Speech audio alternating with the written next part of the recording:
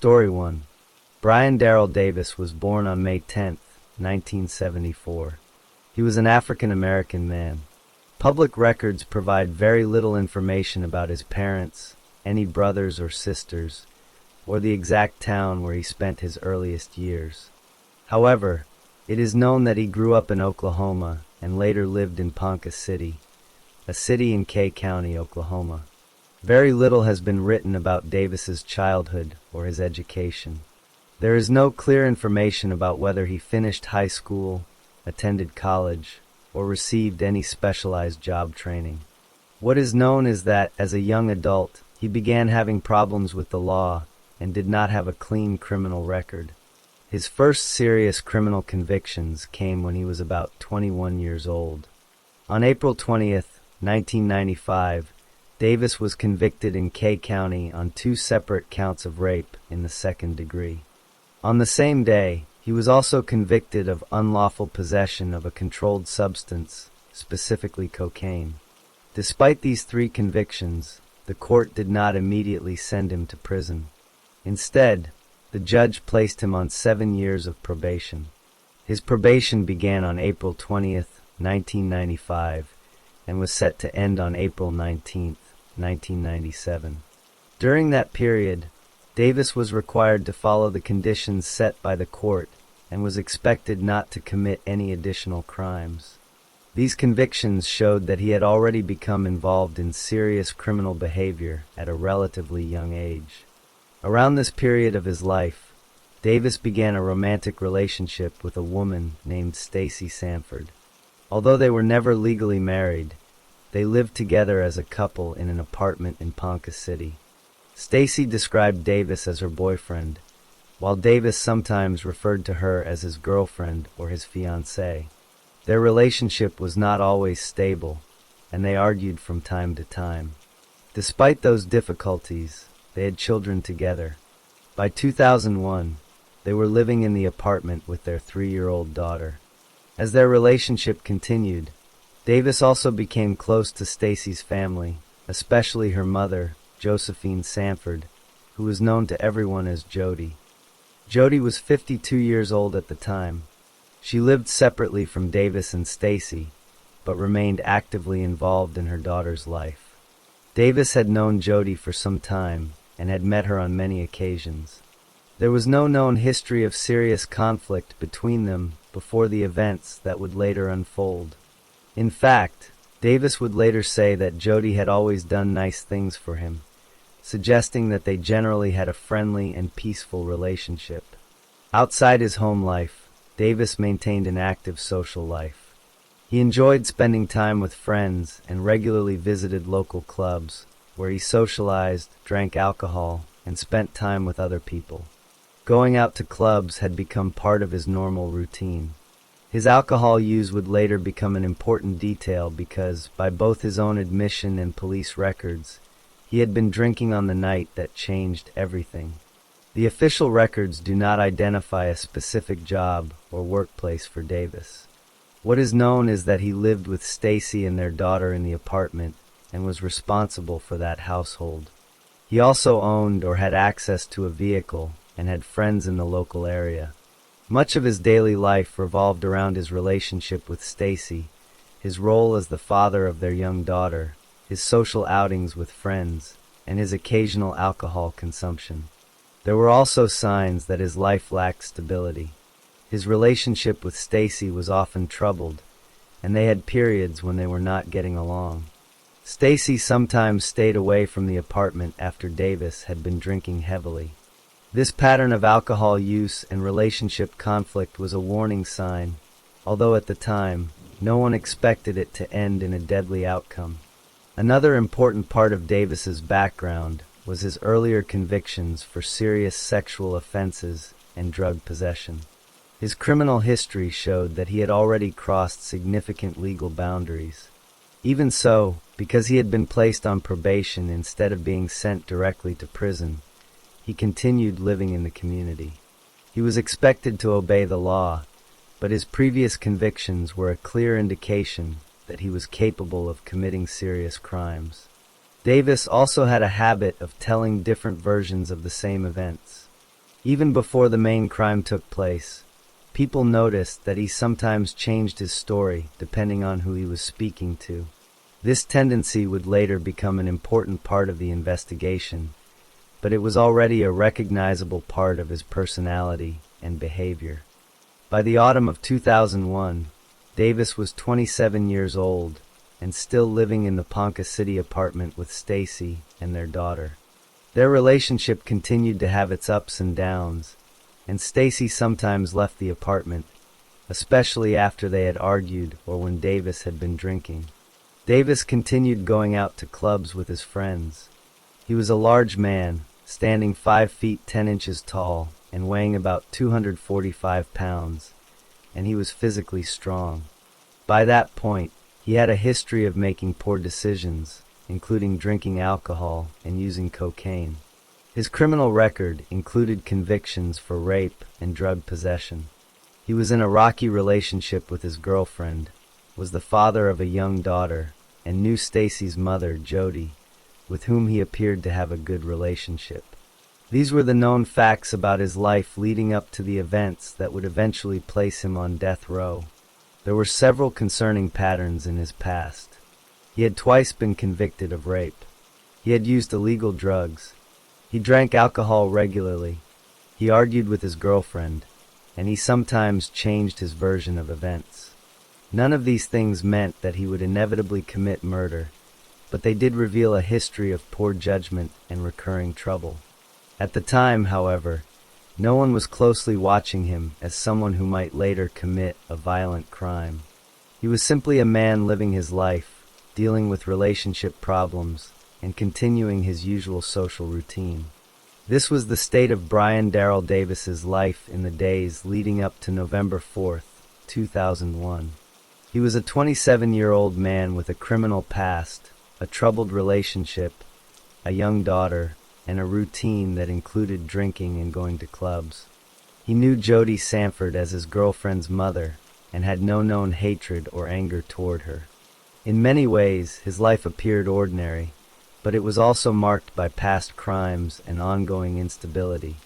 All of these background details would set the stage for what happened next.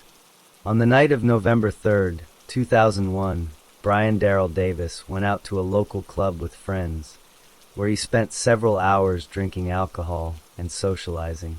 He continued drinking into the early morning hours of November 4th, and by the time he decided to return home, he had been drinking heavily. When Davis arrived at the apartment he shared with Stacy Sanford and their 3-year-old daughter, he found it empty. Stacy was not there, and neither was their daughter. This was not entirely unusual. Stacy sometimes left the apartment after arguments with Davis, especially when he had been drinking. Davis later said that they had been having relationship problems and that Stacy had stayed away on previous occasions.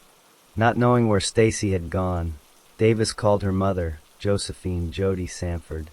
He asked if she knew where Stacy and the child were. Jody told him she did not know because she had not heard from her daughter that night. About 10 to 15 minutes later, Davis called Jody again. This time, he asked her to go look for Stacy and their daughter. Jody agreed and went out to search for them. After looking around and failing to find either of them, she decided to go to the apartment where Davis and Stacy lived. She arrived there during the early morning hours. What happened after Jody arrived was never completely clear because Davis gave several different versions of the events. The basic facts, however, are that Jody entered the apartment and an altercation began between her and Davis. They were alone in the apartment. No one else was present. Davis later admitted that he had sexual intercourse with Jody, and DNA evidence later confirmed that his semen was found inside her body. At different times, Davis claimed that the sexual encounter was consensual and, at other times, suggested that it was not. Regardless of how the sexual contact began, it occurred. This was the first major crime, rape. After the sexual contact, the situation became violent. Davis attacked Jody, beating her with his fists and striking her in the face with enough force to break her jaw. The injury was severe. He also choked her, and marks around her neck showed that he had squeezed her throat with either his hands or his arm. Davis then picked up a large kitchen knife from inside the apartment and used it to stab Jody 6 times. These were not superficial wounds. The knife penetrated her body and injured vital organs. One of the stab wounds entered her abdomen, causing severe internal bleeding. Jody was 52 years old and stood only 4 feet 11 inches tall. Davis was 27 years old, stood 5 feet 10 inches tall, weighed about 245 pounds, and was much larger and stronger than she was. During the attack, Jody fought back. She tried to defend herself and struggled against Davis. Bite marks found on her ankle showed that Davis had bitten her during the fight. At some point, she also attempted to grab the knife.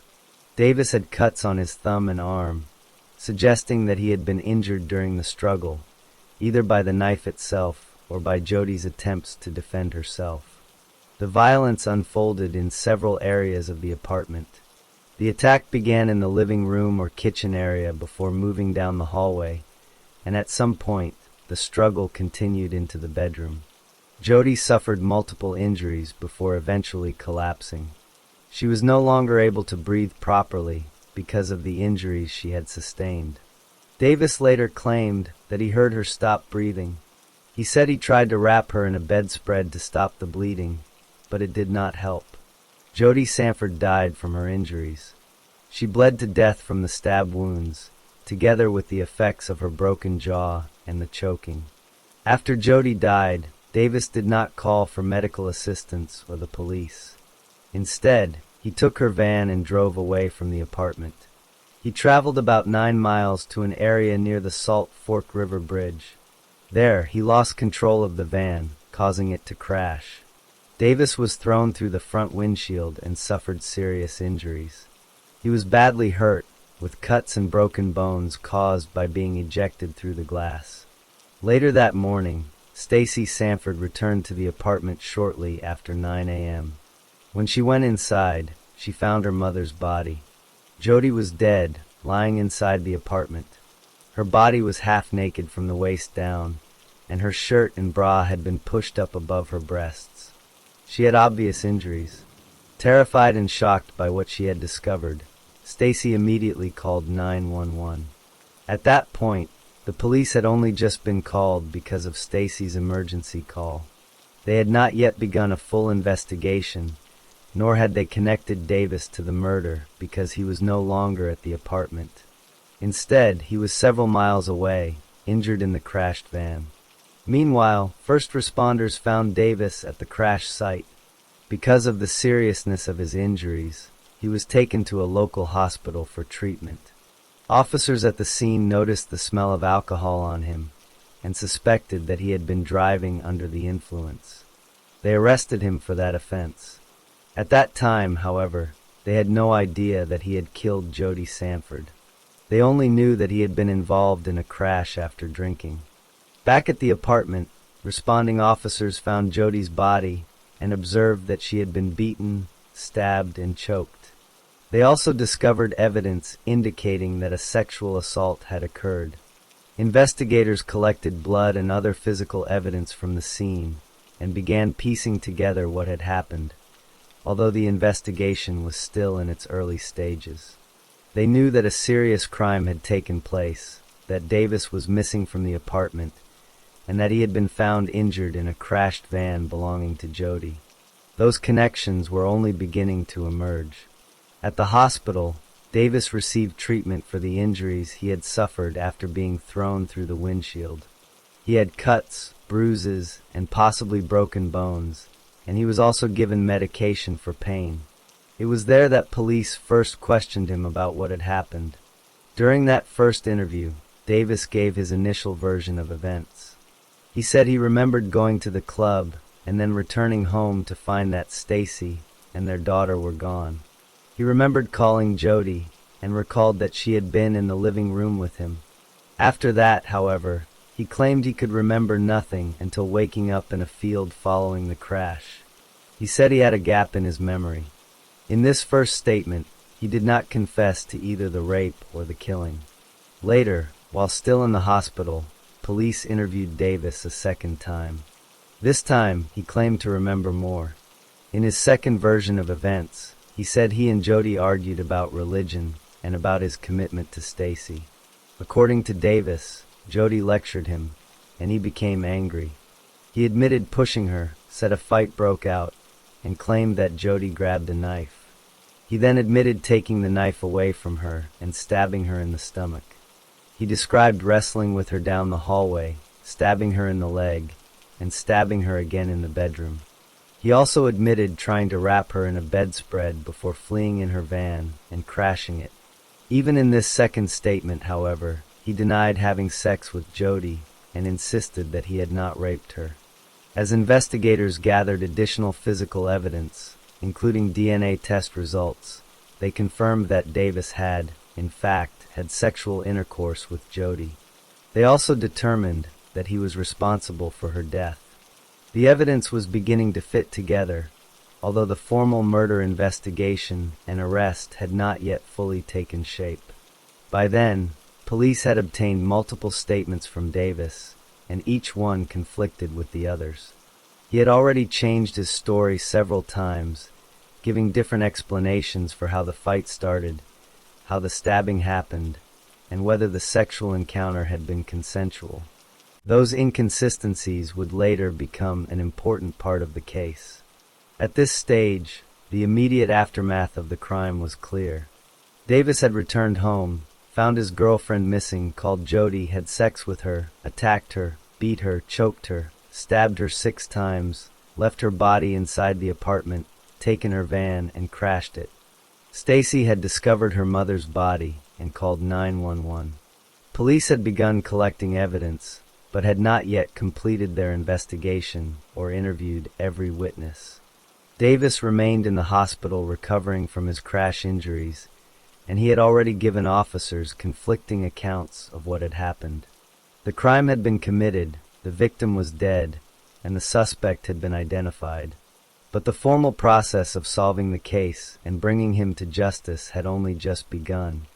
The police investigation began in earnest on the morning of November 4, 2001, shortly after Stacy Sanford called 911 to report finding her mother's body. When officers arrived at the apartment, they immediately recognized that a violent crime had taken place. They found Jody Sanford lying on the floor with visible injuries, and the apartment showed clear signs of a struggle. Investigators secured the scene and began collecting physical evidence. They photographed the body in the apartment, searched for fingerprints and bloodstains, and examined any objects that could have been used during the attack. They recovered a knife from the apartment, which they believed was the weapon used to stab Jody. They also noted that her clothing had been disturbed and that she was partially undressed from the waist down. At the same time, other officers were dealing with Brian Darrell Davis at the hospital. He had been arrested for driving under the influence following the single-vehicle crash, and his blood alcohol level measured 0.09%. At that stage, however, investigators did not yet have enough evidence to charge him with murder. They knew he had been driving Jody's van and had been injured in the crash, but they still needed to connect him directly to her killing. While Davis was at the hospital, officers interviewed him twice, as described earlier, collected his clothing, and took swabs from his body for DNA testing. The investigation took a major step forward with the DNA analysis.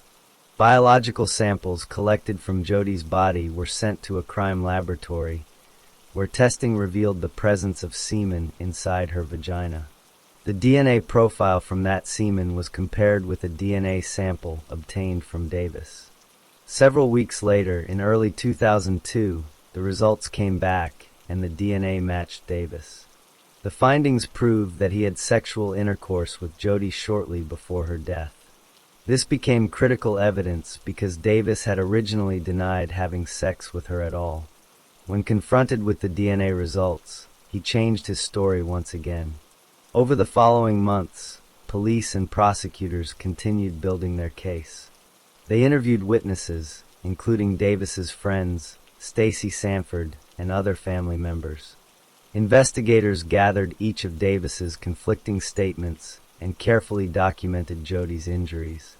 The medical examiner conducted an autopsy and confirmed that Jody died from blood loss caused by the stab wounds.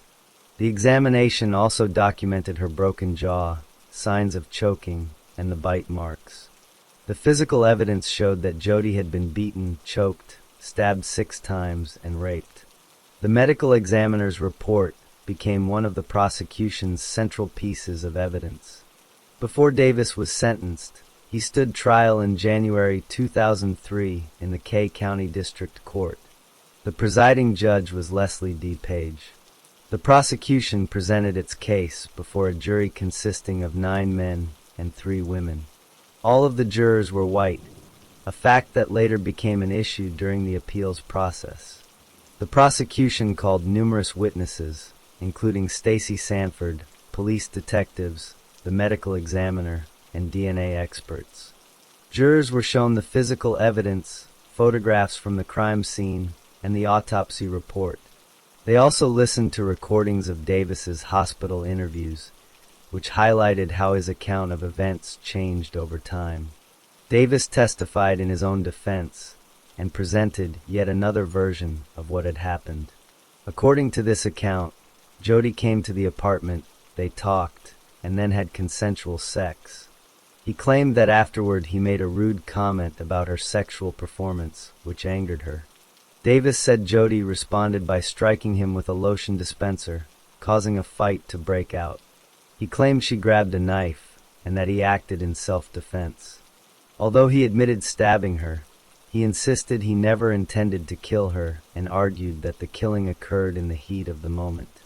The prosecution challenged this version by calling a rebuttal expert, Russell Busby, who analyzed the crime scene. Busby testified that Davis's trial account did not match the physical evidence, particularly the bloodstain patterns.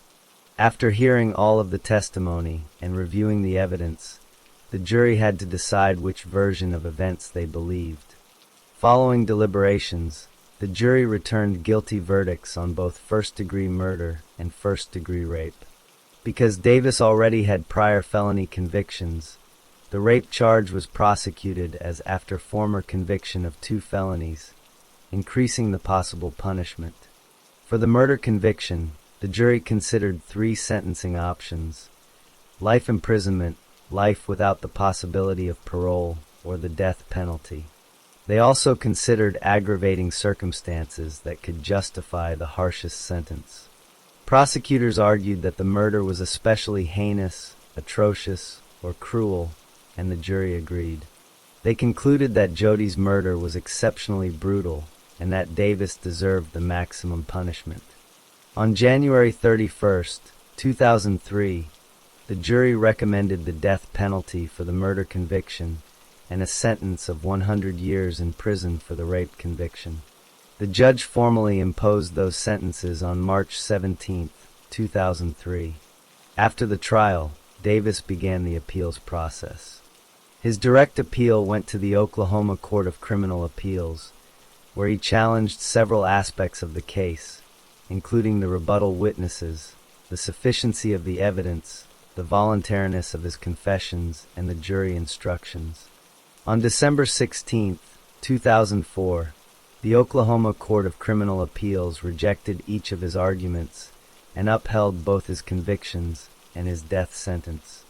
The court concluded that the evidence was sufficient, that his statements had been given voluntarily, and that the aggravating circumstance was properly supported by the evidence. Davis then filed a post-conviction petition in state court, raising additional claims, including ineffective assistance of counsel.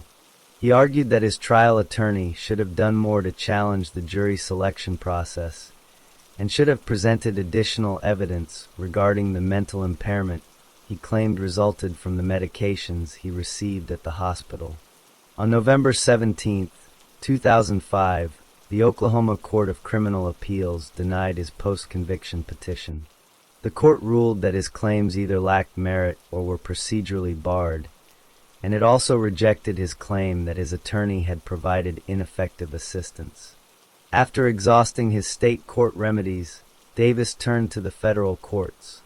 He filed a petition for a writ of habeas corpus in the United States District Court for the Western District of Oklahoma, raising many of the same issues. On September 30th, 2010, the district court denied his petition. Davis then appealed to the United States Court of Appeals for the 10th Circuit. On September 10th, 2012, that court granted a certificate of appealability on two specific issues: whether Davis's hospital statements had been voluntary, and whether his attorney had been ineffective for failing to present evidence of his alleged impairment. After carefully reviewing both claims, the court concluded that the state court's decisions were not unreasonable and that Davis was not entitled to relief. It therefore affirmed the denial of his habeas petition. Davis made one final attempt to stop his execution by appealing to the United States Supreme Court.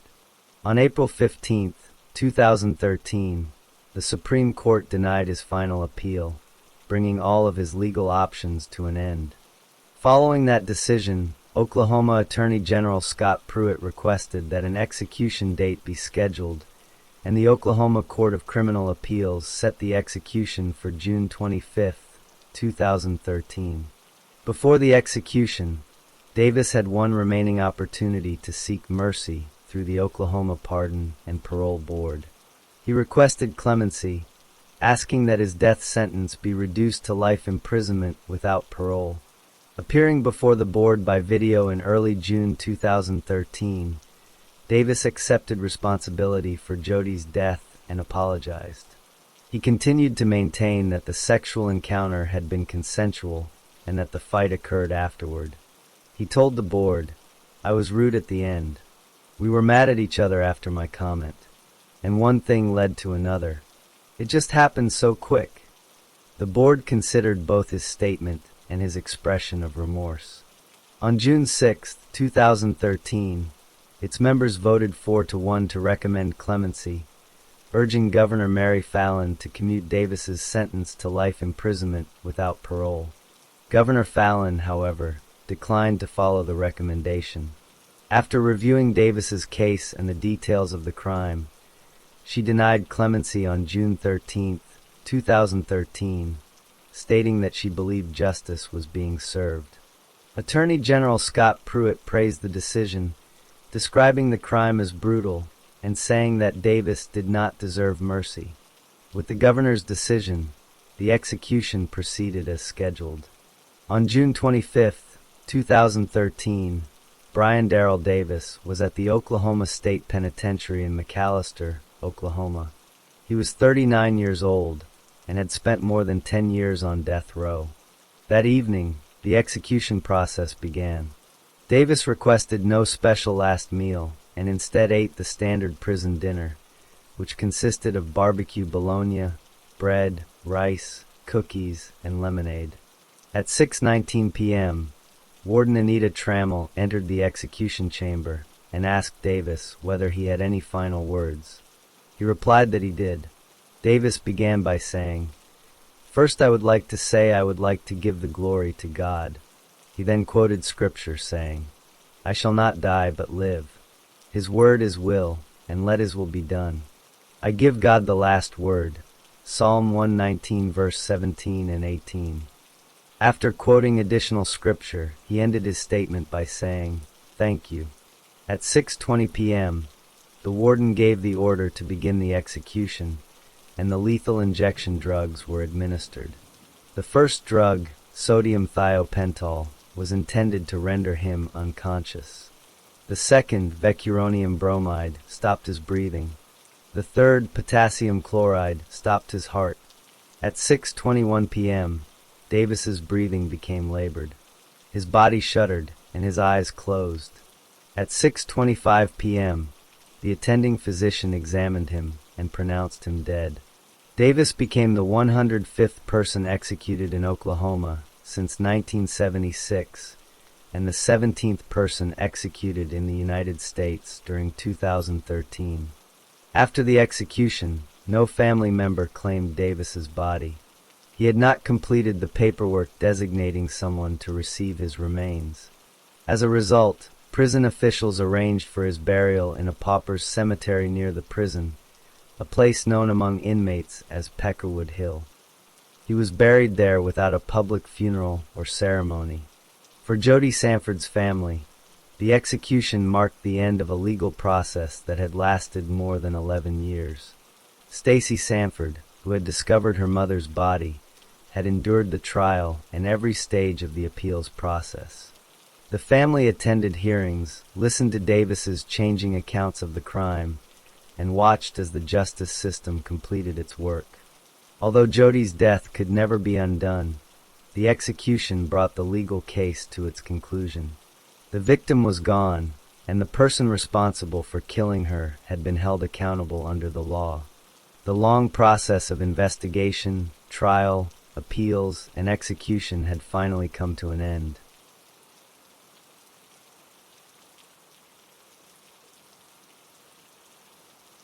Story 2.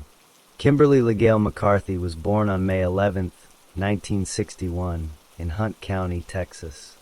She grew up in Texas and spent most of her life in the Dallas area. Although not many records exist about her very early childhood, she was raised in a family with strong connections in the local community. Her mother had friends and relatives who knew Kimberly as she grew up. Kimberly attended school and completed 12 years of education, meaning she graduated from high school. After finishing school, she did not go on to earn a college degree. Instead, she entered the workforce and held several different jobs over the years. She worked as an occupational therapist, helping people who were sick, injured, or disabled learn how to perform everyday activities again, such as dressing, cooking, or using tools. She also worked as a waitress, serving food to customers in restaurants. At other times, she worked in home health care, visiting people in their homes to help with their medical needs or daily tasks. She also worked as a laborer, doing physical work that did not require specialized training. As an adult, Kimberly married Aaron McCarthy. Through both her husband and her mother, she became part of a wider family network and knew many people in her community, including several older women who had known her family for many years. One of them was Maggie Harding, an elderly woman who had been a longtime friend of Kimberly's mother. Maggie had even helped organize Kimberly's wedding, showing how close she was to the family. She also allowed Kimberly to store some furniture in her home when Kimberly needed extra space. Another older woman Kimberly knew was Jetty Lucas, a distant relative of Kimberly's mother who was part of the extended family circle. Over time, Kimberly also developed habits and behaviors that created serious problems in her life. She became addicted to crack cocaine, a powerful illegal drug that is highly addictive. Because of that addiction, she regularly needed money to buy drugs, and this need became a recurring pattern throughout her life. She also experienced legal trouble before the major events of this story. In 1988, Kimberly committed forgery, which means she signed someone else's name on a document or check without permission to obtain money or property.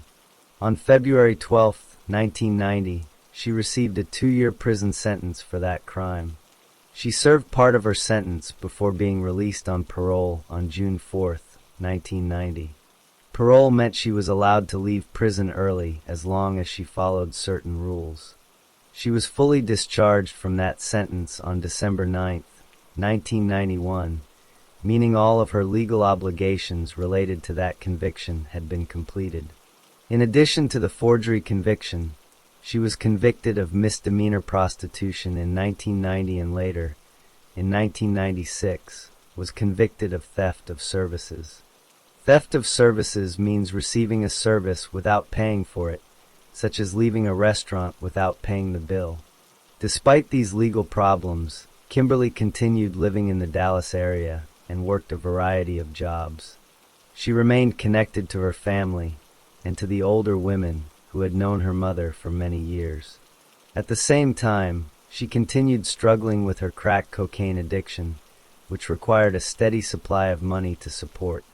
She also developed a habit of borrowing things or asking neighbors and acquaintances for favors. Kimberly lived in a neighborhood where she knew many of the people around her. One of her neighbors was Dorothy Booth, an older woman and retired professor who lived nearby. Kimberly occasionally interacted with her neighbors, including Dorothy. This was the ordinary background of Kimberly's life leading up to the events that followed. That is where Kimberly's story stood before the events that would later change everything. She was a woman in her mid-30s with a history of employment, family connections, a drug addiction, and several run-ins with the law. She lived in her neighborhood, knew the people around her, and continued living her life day by day, with her habits and her needs shaping the choices she made. Kimberly McCarthy's need for crack cocaine continued to grow. She needed money to buy the drug, and the money she earned from her jobs was not enough. As her addiction worsened, she began looking for a quick way to get cash. She knew that her neighbor, Dorothy Booth, was a 71-year-old widow and retired nursing professor who lived alone. Kimberly also knew that Dorothy kept valuable items in her home, including jewelry and credit cards. On the morning of July 21st, 1997, Kimberly decided to act on her need for money. She went to Dorothy Booth's house with a simple plan. She would ask to borrow something small, such as sugar, to get Dorothy to open the door. Once Dorothy let her inside, Kimberly intended to take what she wanted. When Kimberly knocked, Dorothy answered the door. Kimberly asked to borrow some sugar, and Dorothy, being a kind neighbor, agreed to help and invited her inside. That was the moment the crime began. Once inside Dorothy's home, Kimberly attacked the elderly woman. She used a large butcher knife, about 10 inches long, and stabbed Dorothy 5 times. Dorothy tried to defend herself, but because she was older and physically weaker, she could not stop the attack. Kimberly then picked up a candelabrum, a heavy holder for candles, and struck Dorothy in the face with it. The assault was brutal and intended to cause severe injury. After stabbing and beating Dorothy, Kimberly tried to take her jewelry. Dorothy was wearing a diamond wedding ring on her left ring finger, but the ring fit too tightly to be pulled off. Instead, Kimberly cut off Dorothy's left ring finger to remove the ring. She also nearly severed Dorothy's left little finger. After taking the wedding ring, Kimberly stole Dorothy's purse, which contained money, credit cards, and other personal items, before leaving the house. Dorothy Booth died from her injuries inside her own home. After leaving the house, Kimberly drove away in Dorothy Booth's white Mercedes-Benz station wagon, taking the stolen property with her.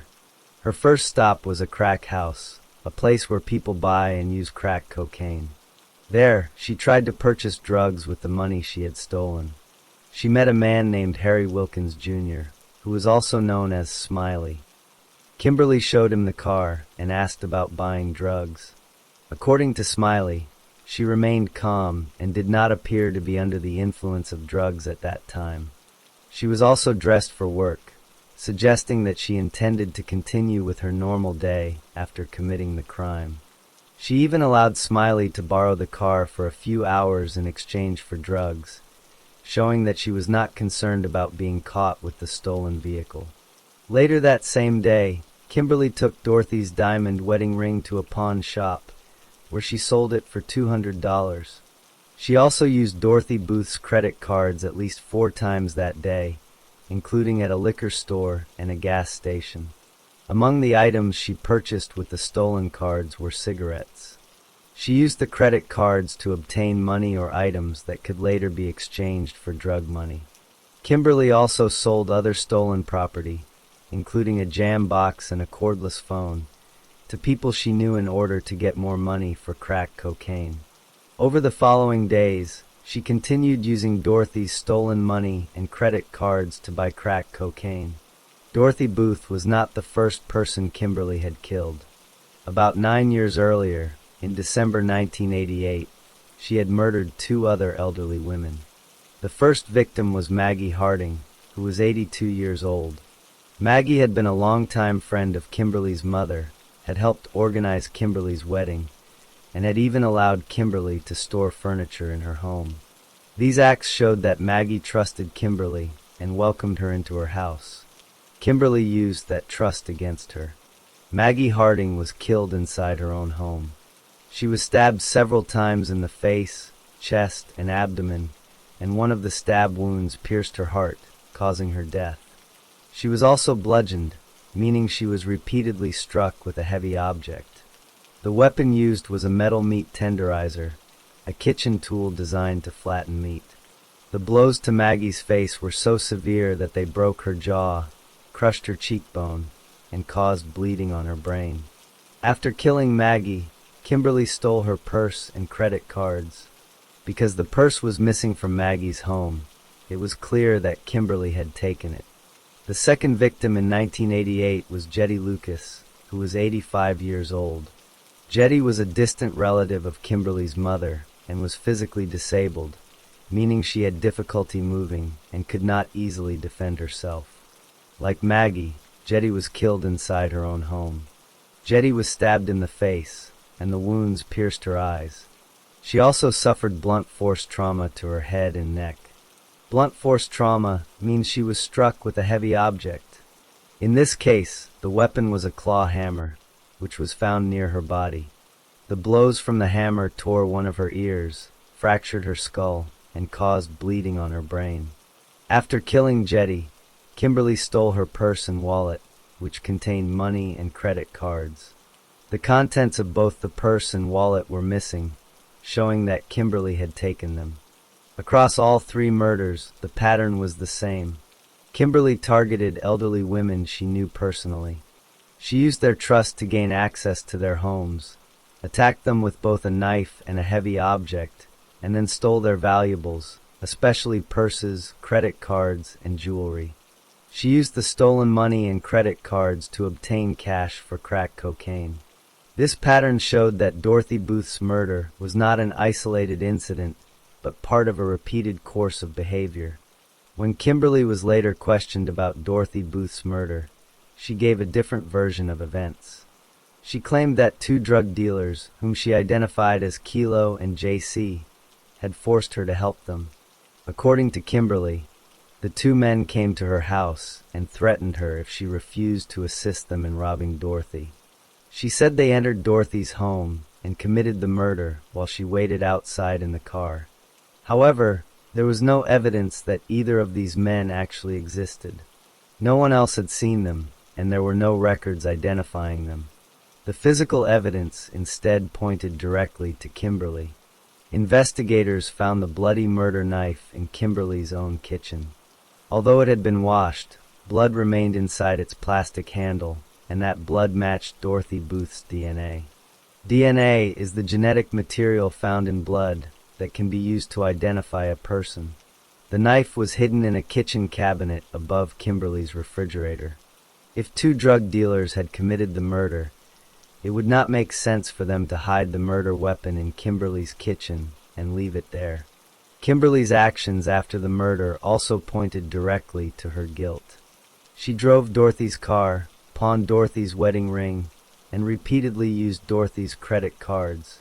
Each of these actions was taken to obtain money for crack cocaine, and each one connected Kimberly directly to the crime. The sequence of events was clear.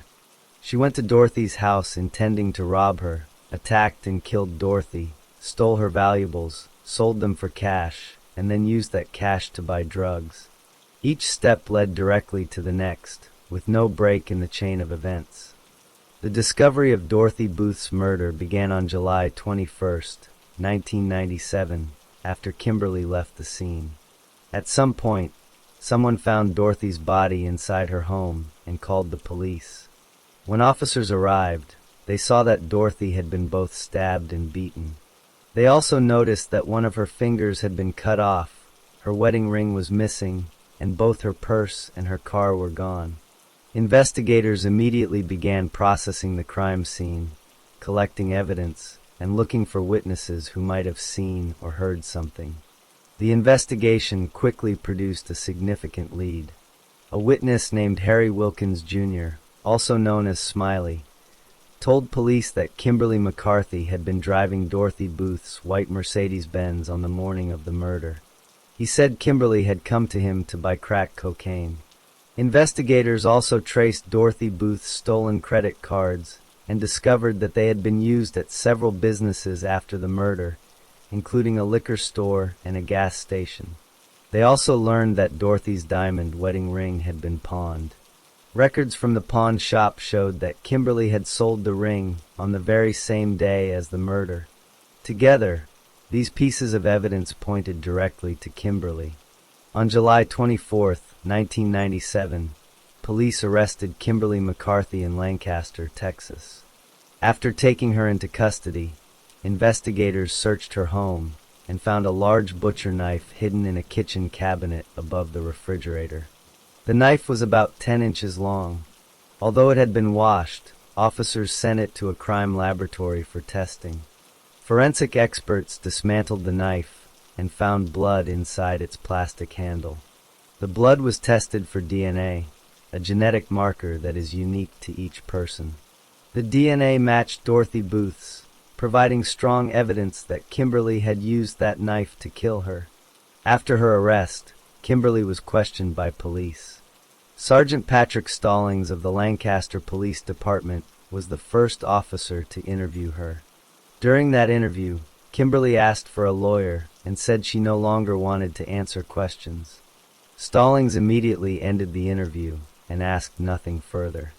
A few days later, on July 29, 1997, Detective Dwayne Bishop visited Kimberly at the Dallas County Jail. He read her Miranda rights again, informing her that she had the right to remain silent and the right to have a lawyer present. Kimberly said she understood those rights and agreed to speak without a lawyer. She then gave a written statement in which she blamed two drug dealers, whom she identified as Kilo and JC, for the murder. She claimed they had forced her to help them. However, investigators found no evidence that either man existed. There were no witnesses, no records, and no proof that they were real. The case eventually went to trial.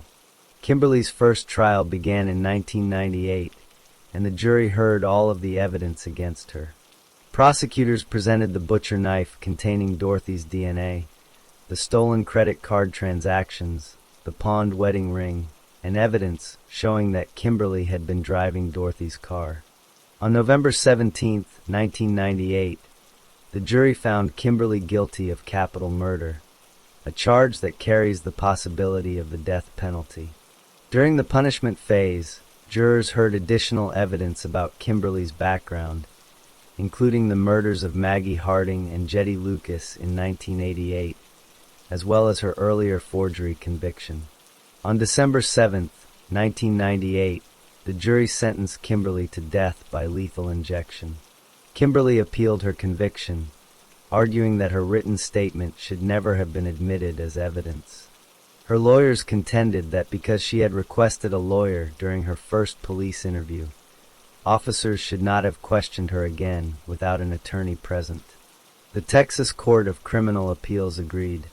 In December 2001, the court reversed her conviction, set aside the guilty verdict, and ordered a new trial, ruling that the written statement had been obtained in violation of her right to counsel. A second trial began on October 29, 2002. This time, prosecutors could not use Kimberly's written statement. Instead, they relied on the physical evidence. They presented the butcher knife containing Dorothy Booth's DNA inside its handle, the pawn shop records documenting the sale of Dorothy's wedding ring, the credit card receipts, and testimony from witnesses who had seen Kimberly driving Dorothy's car. The defense argued that there was no hair, fiber, fingerprint, or blood evidence placing Kimberly inside Dorothy's home. The jury, however, was not persuaded by those arguments. Kimberly was again found guilty of capital murder. During the punishment phase, jurors once more heard evidence about the two earlier murders and also learned that Kimberly had violated prison rules while awaiting trial. On October 29, 2002, the jury sentenced her to death for the second time. Kimberly appealed again, But this time the Texas Court of Criminal Appeals upheld both her conviction and sentence. On September 22, 2004, the court ruled that the trial had been fair and that the evidence was sufficient. Kimberly then asked the United States Supreme Court to review her case, but on June 13, 2005, the court declined to hear the appeal, making her conviction final. Kimberly next filed a state habeas corpus petition. Habeas corpus is a legal procedure that allows a prisoner to challenge the legality of their imprisonment. On September 12, 2007, the Texas Court of Criminal Appeals denied the petition.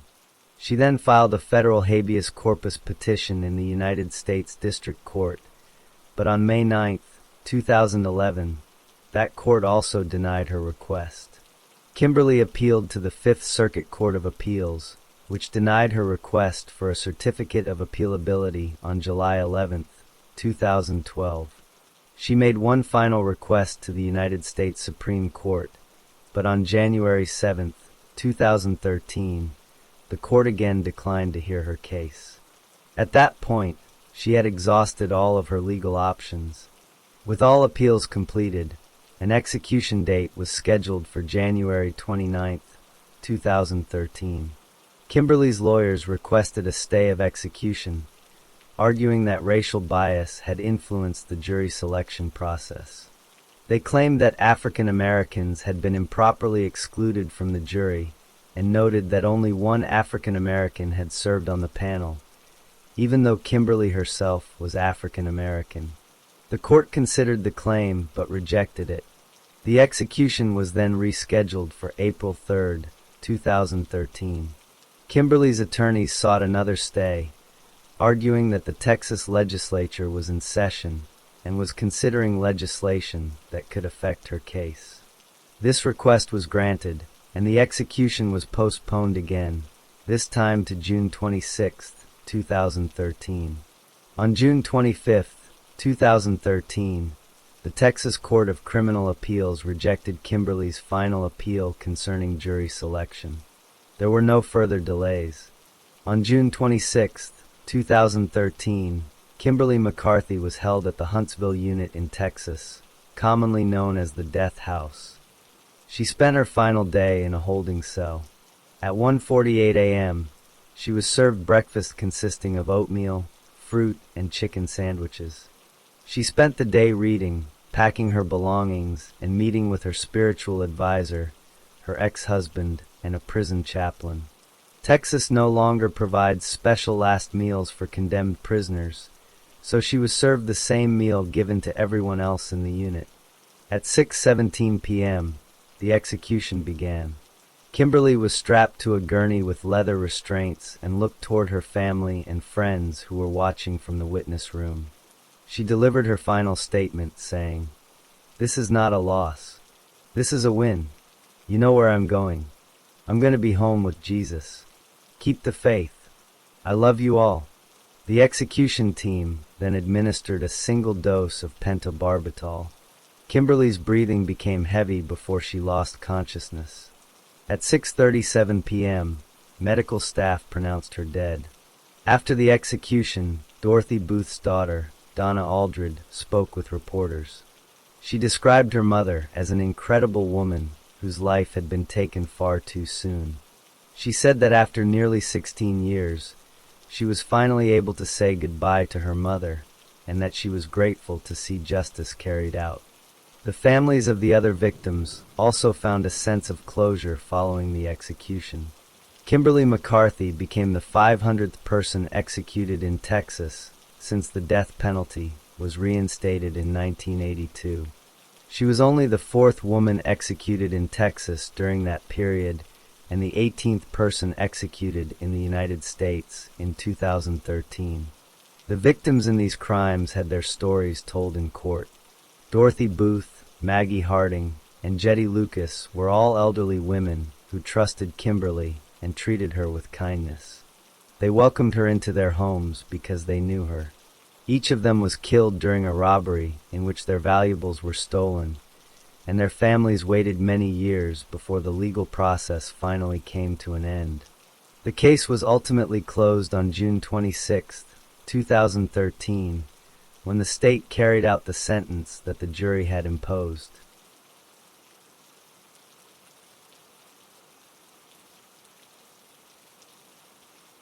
Story 3. John Manuel Quintanilla Jr. was born on December 9, 1976, in the state of Texas. He grew up in a family that provided very little structure or guidance. His parents were not heavily involved in his daily life, and he did not have strong role models to teach him the difference between right and wrong. From an early age, John was largely left to figure things out on his own. He did not grow up in a stable home where rules were consistently enforced or where he felt closely supervised. Like most children, John attended school, but he did not stay there for long. He completed only the 8th grade before leaving school entirely. He never earned a high school diploma, and he did not pursue any further education or vocational training. As a result, his employment opportunities remained very limited throughout the rest of his life. When John became old enough to work, he found jobs as a laborer, performing physical tasks such as lifting, carrying, building, or cleaning. He never developed a specific trade or specialized skill, and he moved from one job to another without staying in any position for very long. His employment history was inconsistent and unreliable. Rather than building a career or saving money, he lived from one day to the next without any clear plan for his future. John also lacked positive social connections. He did not join clubs, sports teams, or community organizations, and he did not take part in activities that might have given him structure or a sense of purpose. Instead, he spent his time with people who also ignored the law. He was drawn to individuals involved in criminal activity, and his social circle consisted of people who regularly committed crimes and encouraged one another to continue breaking the law. His problems with law enforcement began while he was still a teenager. The first crimes he committed were burglaries.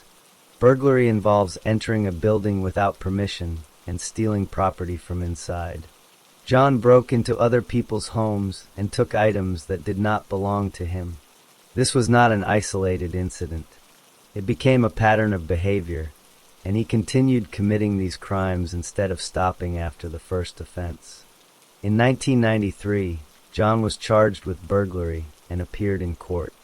The court gave him an opportunity to avoid prison by placing him on probation.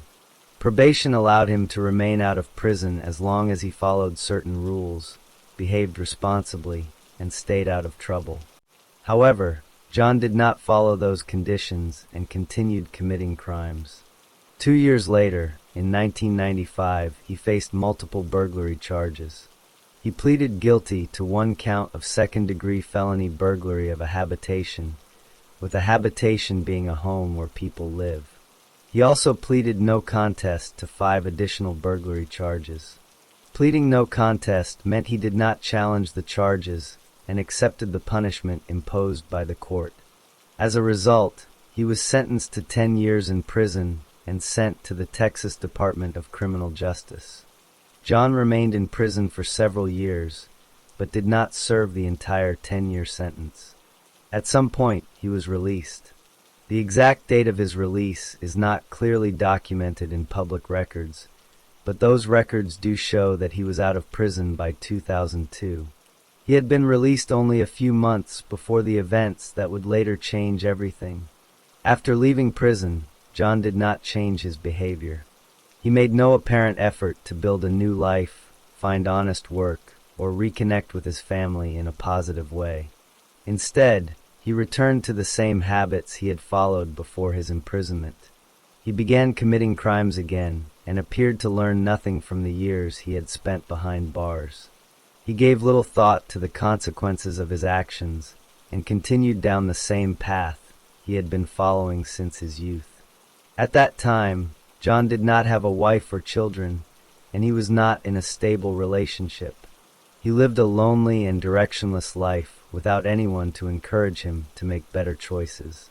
He continued spending his days with people involved in criminal activity, planning and carrying out illegal acts together. There was no indication that he felt regret for his past actions or expressed any desire to change. Instead, he simply continued living the way he always had. By late 2002, John was 25 years old. He had already spent years in prison and had built a lengthy criminal record.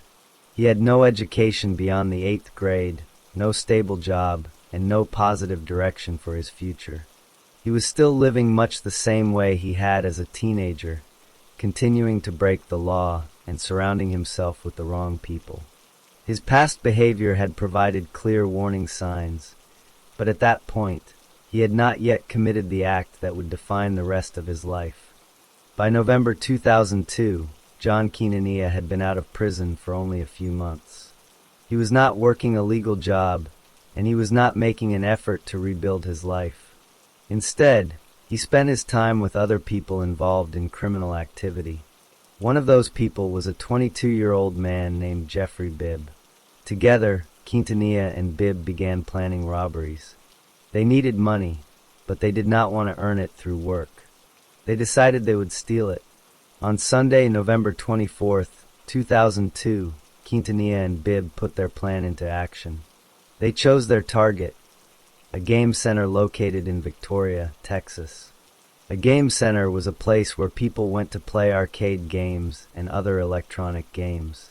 It was a busy location where customers came to have fun, and the owners kept cash inside. Quintanilla and Bibb knew this and wanted to take that money. Before the robbery, the two men prepared themselves.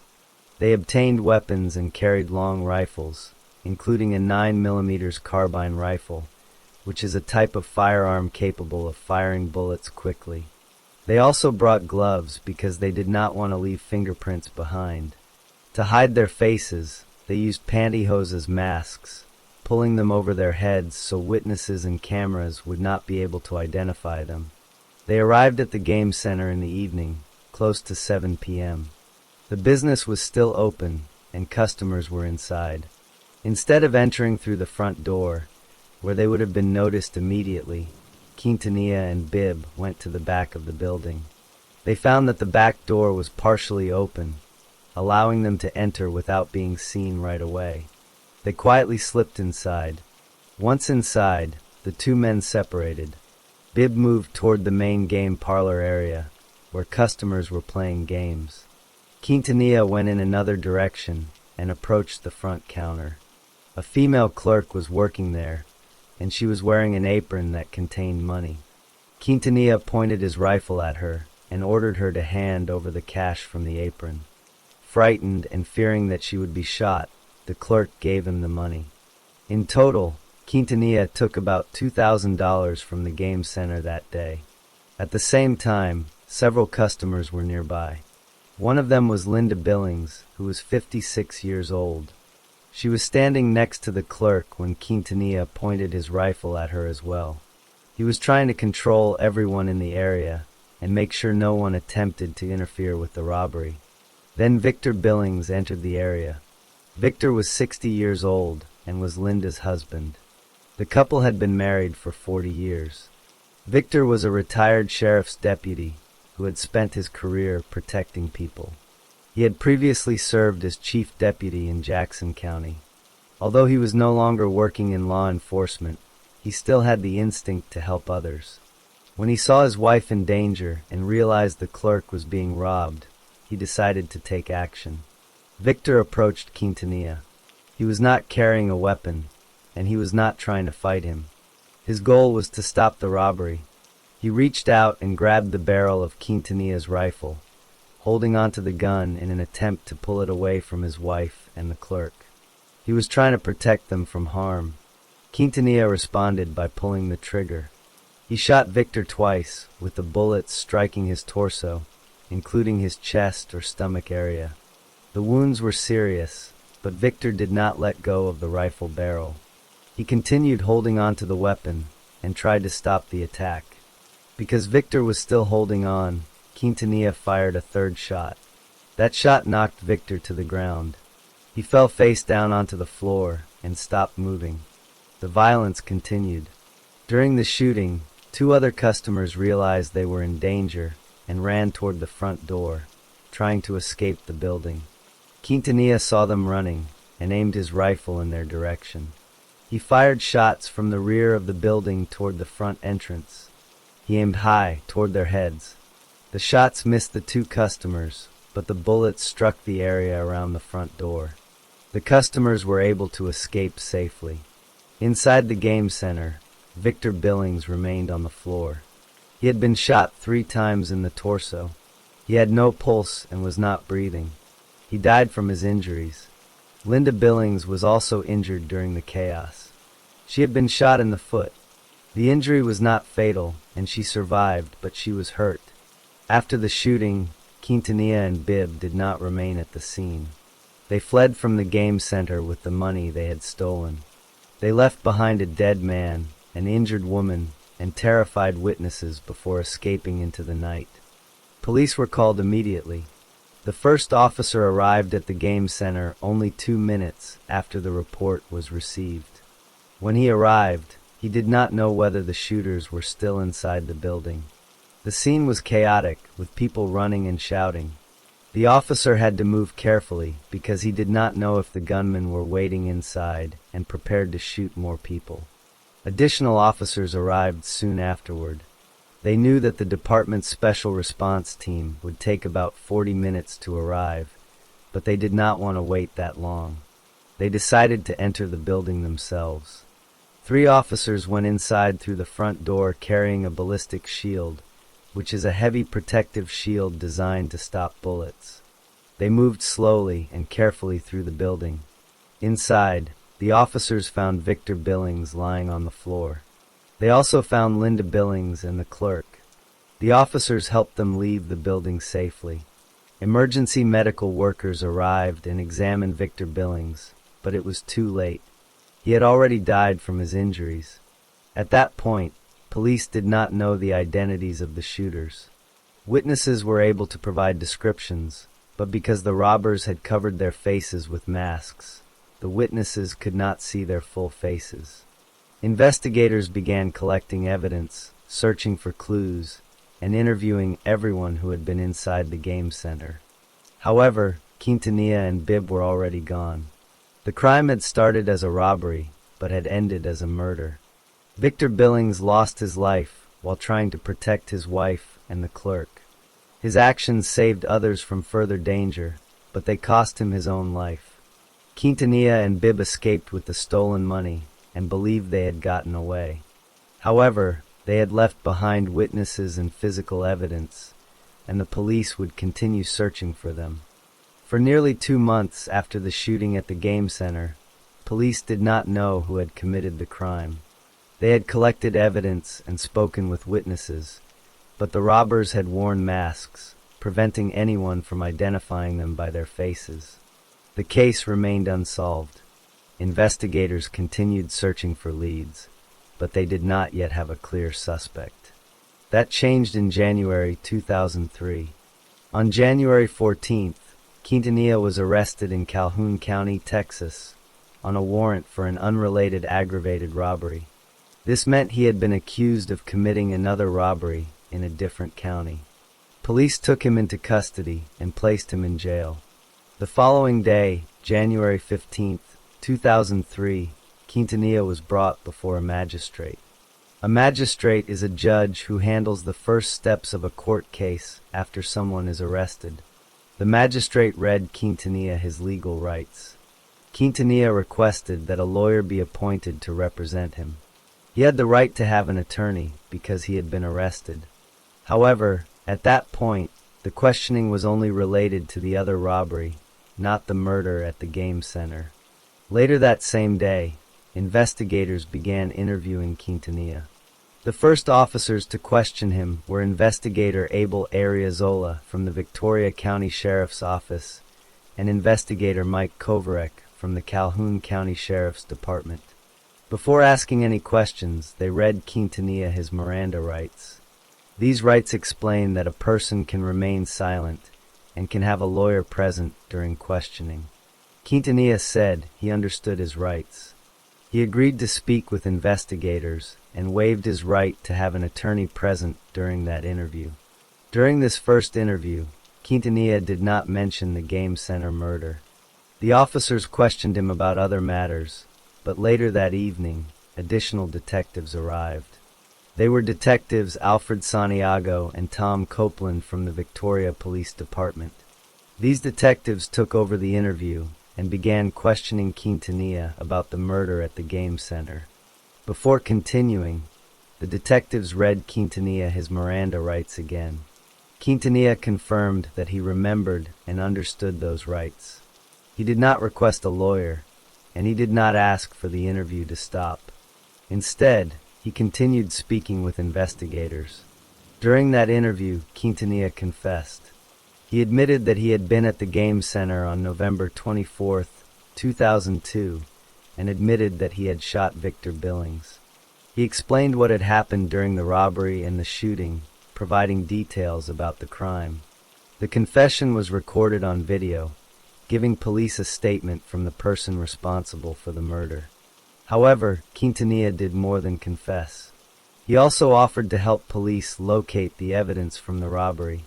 He led authorities to a canal, which is a man-made waterway, and told them that items connected to the crime had been thrown there. Police sent divers into the canal to search the water. The divers recovered several pieces of evidence, including the rifles used in the shooting, the masks worn by the robbers, and the gloves they had used. These items matched what witnesses had described and provided physical evidence supporting Quintanilla's confession.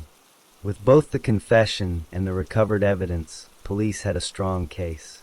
They knew the identity of the shooter and also learned who the accomplice was. Quintanilla identified Jeffrey Bibb as the other person involved in the robbery. Bibb was later arrested and charged as well. On December 14, 2004, Quintanilla's trial began in Victoria County. The case was heard in the 377th Judicial District Court. During the trial, the jury heard the evidence against him. They watched the videotaped confession and listened to eyewitnesses who had been inside the game center during the robbery. The witnesses described what they saw and identified Quintanilla as the shooter. The prosecution presented its case, and the jury found Quintanilla guilty of capital murder. Capital murder is the most serious category of murder and applies when a killing occurs during another serious crime, such as a robbery. Because Victor Billings was killed during the robbery, the crime was classified as capital murder. After the guilty verdict, the trial moved into the punishment phase. During this stage, the jury had to decide whether Quintanilla would receive life in prison or the death penalty. The prosecution presented evidence about his criminal history. They showed that Quintanilla had committed additional armed robberies and burglaries between September 2002 and January 2003. The prosecution also presented evidence that while Quintanilla was in jail awaiting trial, he had attacked a guard. He had created homemade knives known as shanks and used them to stab and cut guards during an attempted escape from the county jail. This evidence was presented to show that he remained dangerous even while incarcerated. At this point, something unusual happened during the trial. Quintanilla refused to allow his lawyers to present any evidence on his behalf.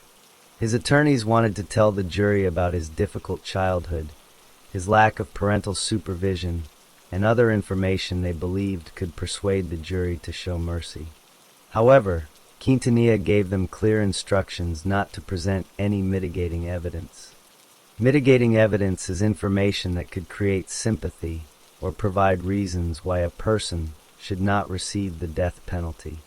Quintanilla signed affidavits instructing his lawyers not to present this type of evidence.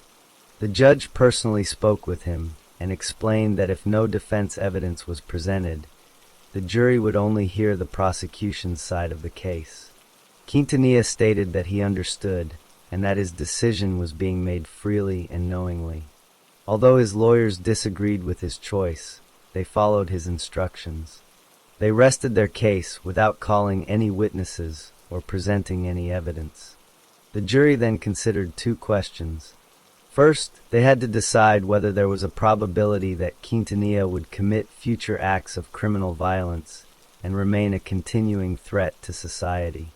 Second, they had to determine whether any mitigating circumstances existed that would make a life sentence more appropriate than the death penalty. The jury answered both questions against Quintanilla. They determined that he would be a future danger and found no reason to spare his life. The jury recommended the death penalty.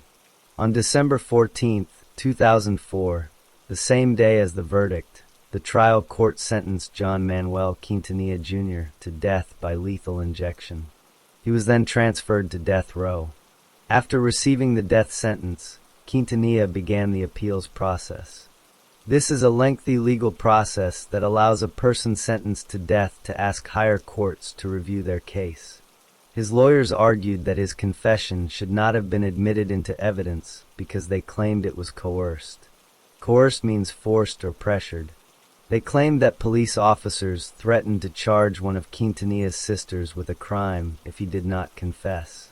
They also argued that his legal representation had been deficient. Appeals were filed in state court and later in federal court. On June 27, 2007, the Texas Court of Criminal Appeals affirmed Quintanilla's conviction and sentence. This meant the court agreed with the lower court's decision and found no errors that would require a new trial or a different sentence. Quintanilla then filed a state writ of habeas corpus, which is a request asking a court to review whether a person's imprisonment is lawful. In June 2008, the Texas Court of Criminal Appeals denied that request. He then moved to federal court and filed a federal habeas corpus petition in May 2009. The federal district court denied the petition in January 2011. Quintanilla appealed to the Fifth Circuit Court of Appeals, but that court denied his request in October 2011. He then asked the U.S. Supreme Court to review the case, but in March 2012, the Supreme Court denied his petition. All of his appeals were rejected. In July 2013, Quintanilla filed another set of appeals in an attempt to stop his execution. He submitted a petition in federal court and requested a stay of execution. A stay would have delayed the execution, but the courts did not grant his request. On July 16, 2013, the U.S. Supreme Court denied his final appeals, leaving him with no further legal options. Later that same day, July 16, 2013, at 6 p.m. or shortly afterward, the execution took place at the state prison in Huntsville, Texas. Quintanilla was 36 years old. He was executed by lethal injection, which involves administering drugs designed to stop the heart. Before the execution, Quintanilla was asked if he wanted to make a final statement. He spoke only to his wife. He told her that he loved her and thanked her for the years of happiness they had shared. He did not speak to Victor Billings' family. The victim's two daughters watched the execution through a window, but Quintanilla never acknowledged them. He did not apologize for the murder. The execution drugs were then administered. Quintanilla began snoring about half a dozen times before he stopped breathing. At 7:32 p.m., he was pronounced dead. Jeffrey Bibb, the accomplice in the robbery, was also convicted. He received a 60-year prison sentence for the murder and an additional 50-year sentence for aggravated robbery. He remains in prison. Victor Billings was remembered as a hero. He had retired from law enforcement, but he still gave his life while trying to protect others. His wife, Linda, survived her injury, but she and her daughters continued living with the loss of their husband and father. The crime that began as a plan to steal money ended with one man losing his life and another man losing his own life through execution. The justice system had completed its process, and the case was finally closed.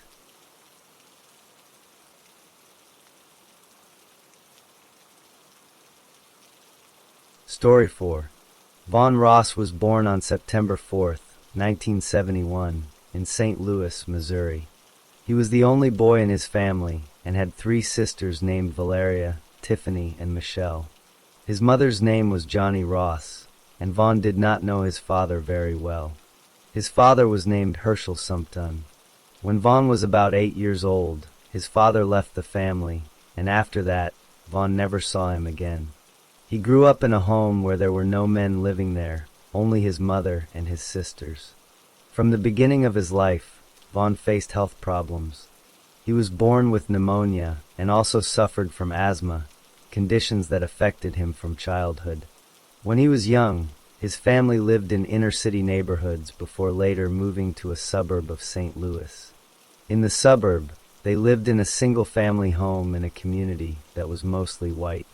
However, the schools Vaughn attended had students from different racial backgrounds. During his childhood, Vaughn took part in many activities. He joined the Cub Scouts and later became involved in the Boy Scouts. While attending public school, he ran track and played football. He was also very active in church. His step-grandfather was the preacher there, and Vaughn attended church 3 or 4 times a week until he left for college.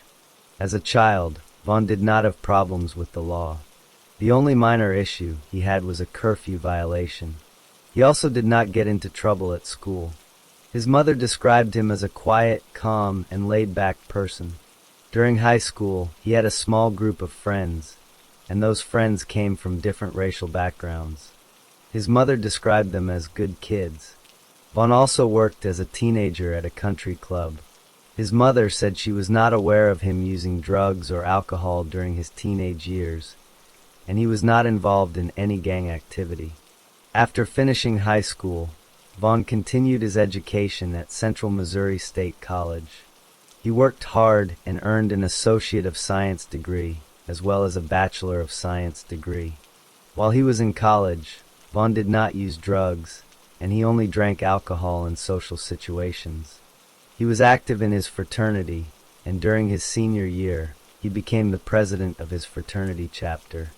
According to his mother, Vaughn had never been in trouble with the law until one incident that occurred in 1997.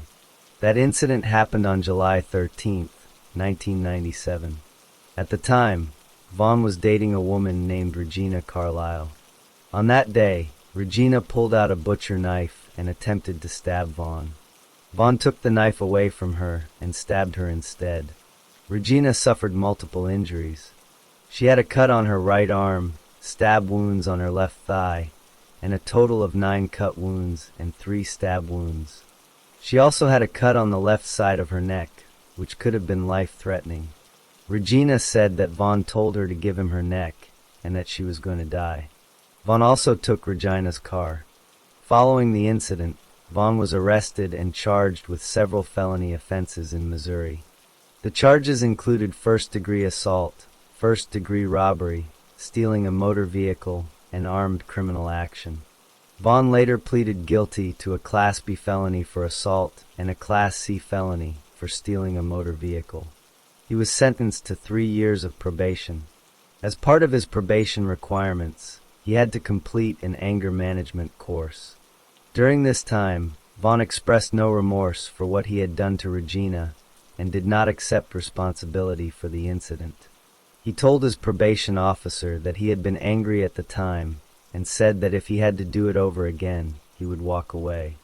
However, he did not say that he was sorry. Vaughn successfully completed both his probation and the anger management course. After the incident, Vaughn decided to continue his education. He moved to Lubbock, Texas, and enrolled at Texas Tech University, where he studied toward a doctor's degree in architecture. He paid for his education by working, and before coming to Texas Tech, he had already worked for architectural firms. At the time, he was a graduate student pursuing advanced studies. Vaughn did not have any known mental problems. He was in a relationship with a woman named Liza McVade, who had a 4-year-old son. Vaughn and Liza spent time together in Vaughn's apartment. His mother continued to describe him as a quiet and calm person who was not familiar with weapons and did not hunt. She said there were no guns in their home while Vaughn was growing up. Vaughn had never been in trouble with the law in Texas, and his only criminal record was the 1997 incident in Missouri. On January 30th, 2001, Von Ross was inside his apartment in Lubbock, Texas. He was there with his girlfriend, Liza McVade, and her 4-year-old son. That evening, Liza's younger sister, 18-year-old Viola McVade, called the apartment several times because she wanted to speak with Liza.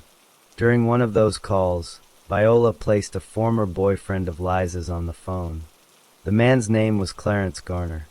Vaughn heard Liza talking with Clarence, and he became jealous, angry, and upset. He did not like that Liza was speaking with her former boyfriend. Later that evening, Liza called Viola back and asked her sister to come and give her a ride home. While Liza was still speaking with Viola on the phone, another situation was unfolding at Viola's house. A woman named Teresa Williams arrived there with a man named Douglas Birdsall. Birdsall was 53 years old and was the Associate Dean of Libraries at Texas Tech University. Teresa Williams told Viola that Douglas Birdsall was looking for a young, black female prostitute. Viola agreed to help Birdsall. Because of this, she delayed going to pick up her sister Liza. Viola got into Birdsall's car, and the two of them first dropped Teresa Williams off at another location. After that, Viola and Birdsall went to Birdsall's apartment. From Birdsall's apartment, Viola called Vaughn's apartment again, so she could speak with Liza. This time, Vaughn answered the phone. Vaughn cursed at Viola and threatened her. He told her not to call again. The argument between Vaughn and Viola became very heated. Back at Vaughn's apartment, Vaughn refused to take Liza and her son home. He also would not allow Liza to use his phone to call someone for a ride. Then Vaughn began putting on latex gloves. He told Liza to leave the apartment. He said she should leave because if something happened, he did not want her to be there. Vaughn told Liza, "If I do something, I don't want nobody around." Liza became concerned by what Vaughn was saying. She left the apartment with her 4-year-old son at about 10 p.m. She walked to her father's house and arrived there at approximately 10:11 p.m. After Liza left, a neighbor who lived near Vaughn's apartment complex heard gunshots. The neighbor heard the shots coming from the alley behind the apartment complex and reported the gunfire to the police. Later that night, Viola and Birdsall were still together in Birdsall's car. At some point, Birdsall drove to the alley behind Vaughn's apartment.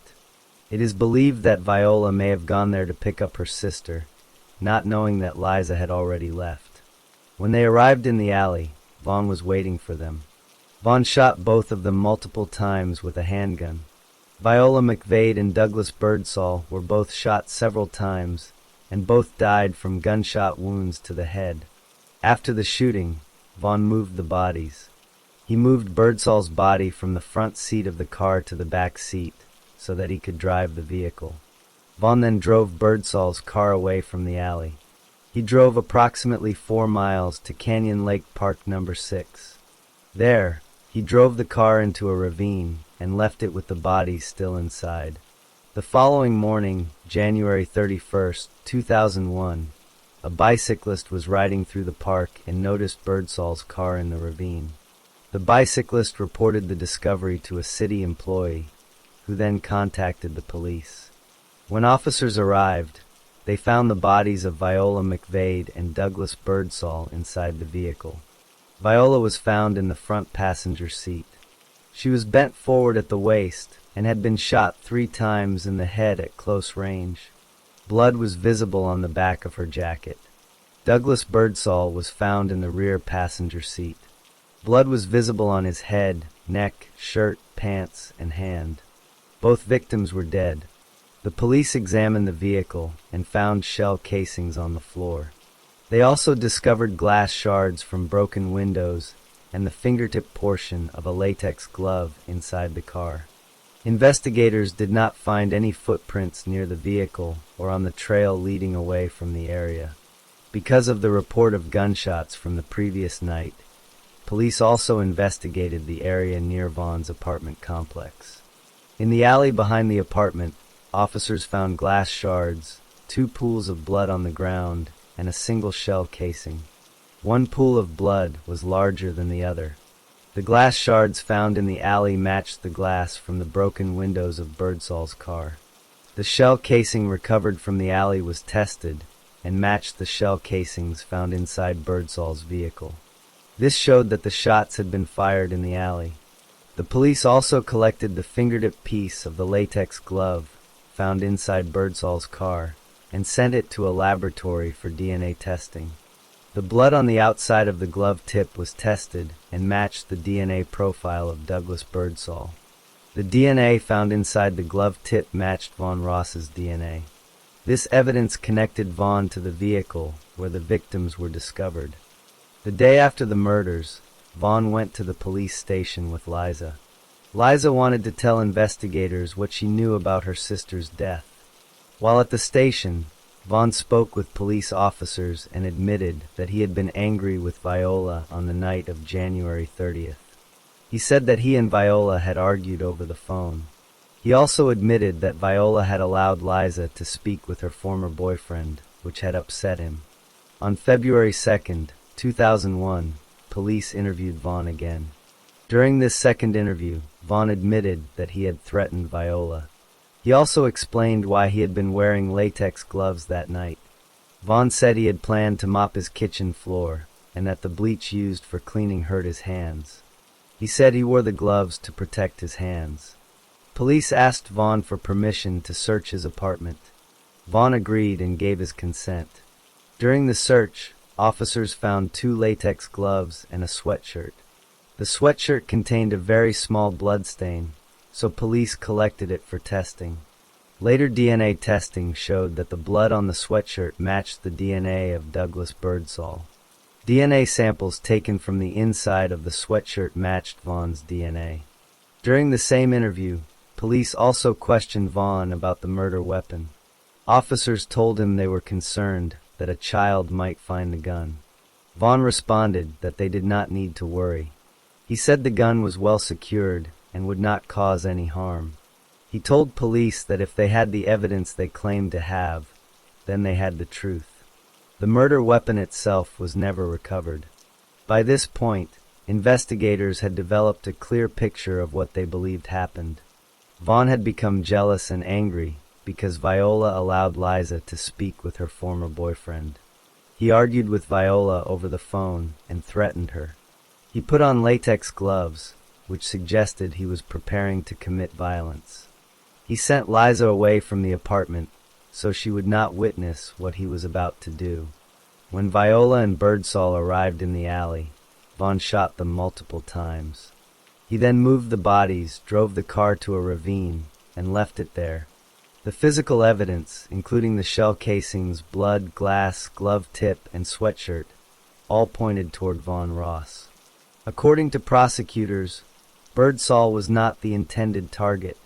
He was with Viola at the wrong time and became involved because of his connection to her. Prosecutors later believed that Viola was the main target because of the argument and threats between her and Von. Birdsall was an innocent man who happened to be in the wrong place.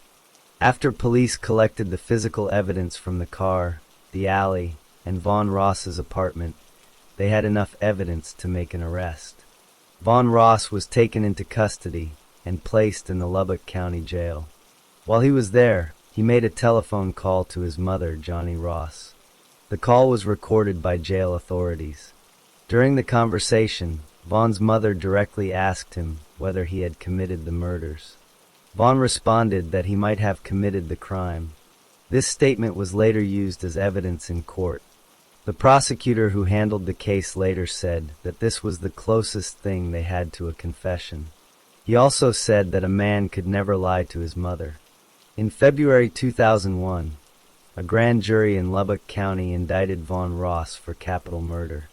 The charge was classified as capital murder because he had killed more than one person during the same criminal transaction. The trial did not begin until September 2002. During the trial, Von pleaded not guilty. His defense attorneys attempted to show that the killings were not planned. They also argued that more than one person must have been involved in carrying out the murders. The defense presented evidence suggesting that Vaughn alone could not have moved Douglas Birdsall's body from the front seat of the car to the back seat. They called a former roommate who testified that he had never seen Vaughn with a gun. They also pointed out that no blood was found inside Vaughn's apartment or his vehicle. However, the prosecution presented the physical evidence they had collected, including the matching shell casings, the DNA from the latex glove tip, the blood found on the sweatshirt, and the glass shards recovered from the alley. After considering all of the evidence, the jury found Vaughn Ross guilty of capital murder on September 23, 2002. Following the guilty verdict, the trial moved into the punishment phase. During this stage, the jury had to decide whether Vaughn would receive life in prison or the death penalty. The prosecution presented additional evidence about Vaughn's past behavior. They showed that while Vaughn was in jail awaiting trial, he had an incident during a roll call. He was not wearing his required identification wristband. When he was questioned about it, he threw the wristband into the aisle. The metal brads on the wristband had been altered and removed. When the jailer said the wristband would be taken away, Vaughn became very upset. He began cursing at the jailer. The jailer wrote a report about the incident because Vaughn kind of went crazy. The prosecution also brought up the 1997 incident in Missouri involving Regina Carlisle. They called Regina to testify, and she told the jury about the knife attack. She said Vaughn told her she was going to die.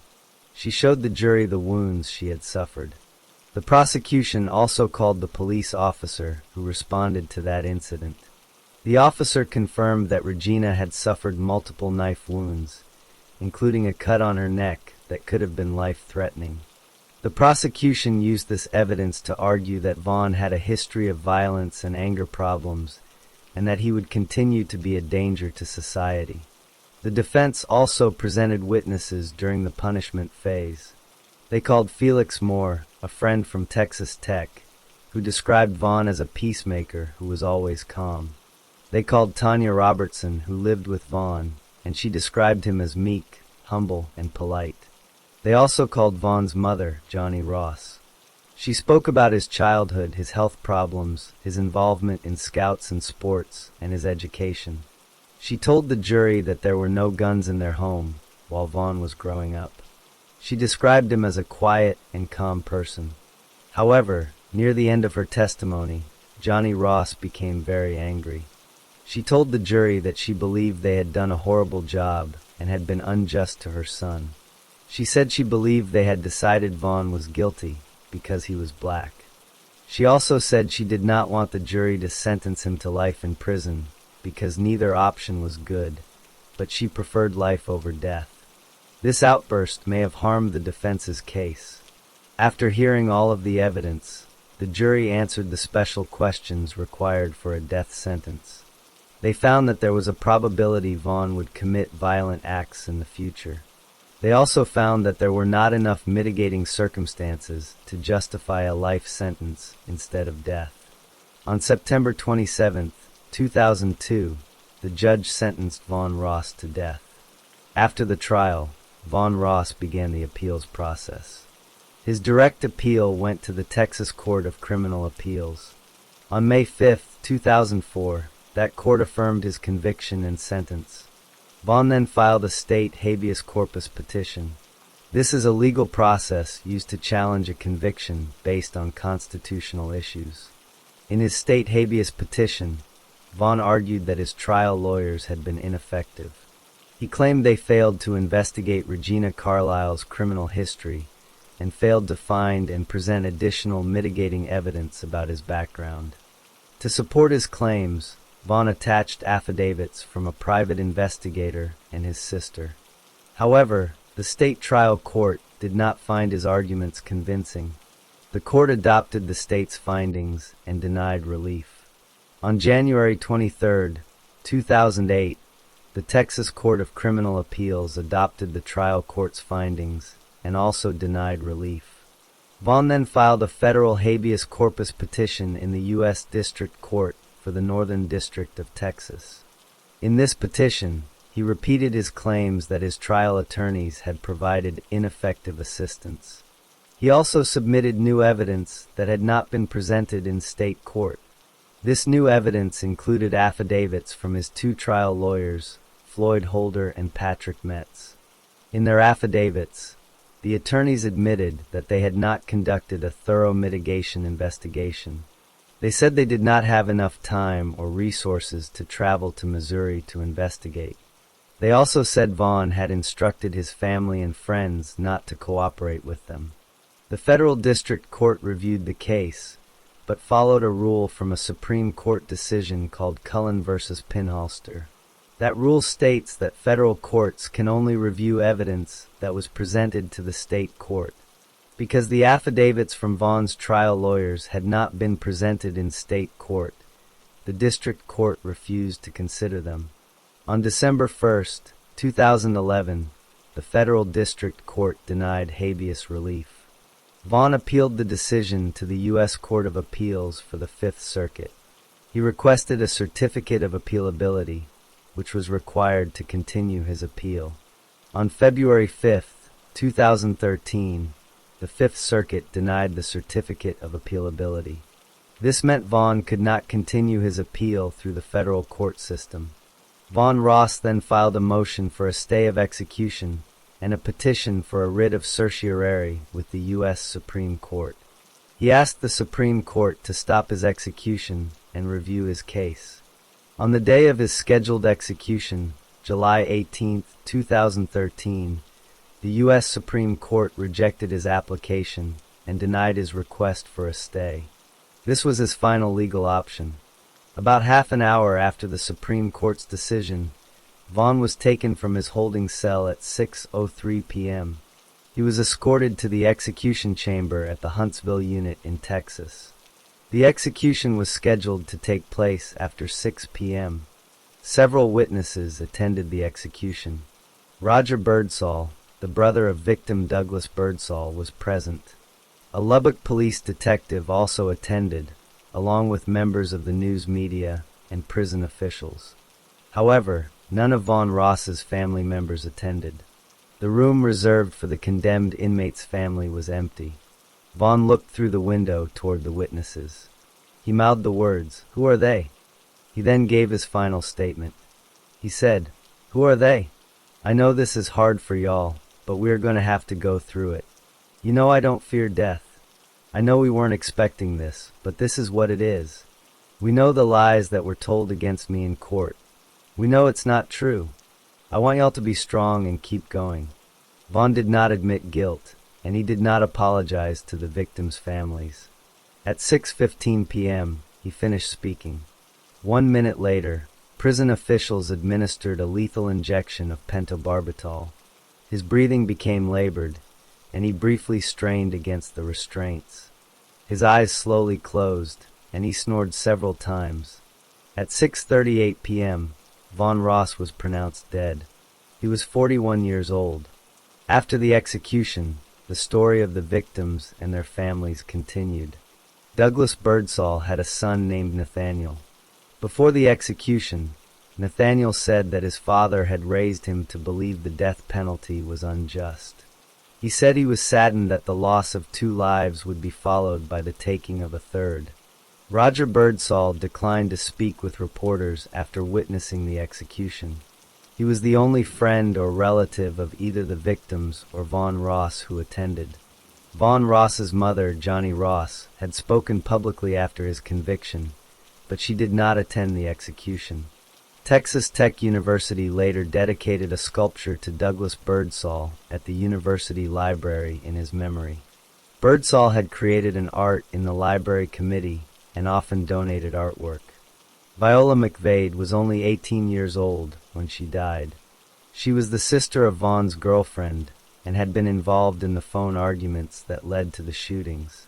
Prosecutors believed she was the main target, while Birdsall was simply in the wrong place at the wrong time.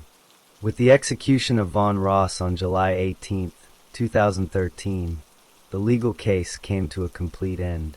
He became the 10th person executed in Texas that year and the 502nd person executed in the state since 1982. The story of the double murder, the investigation, the trial, and the execution was finally closed.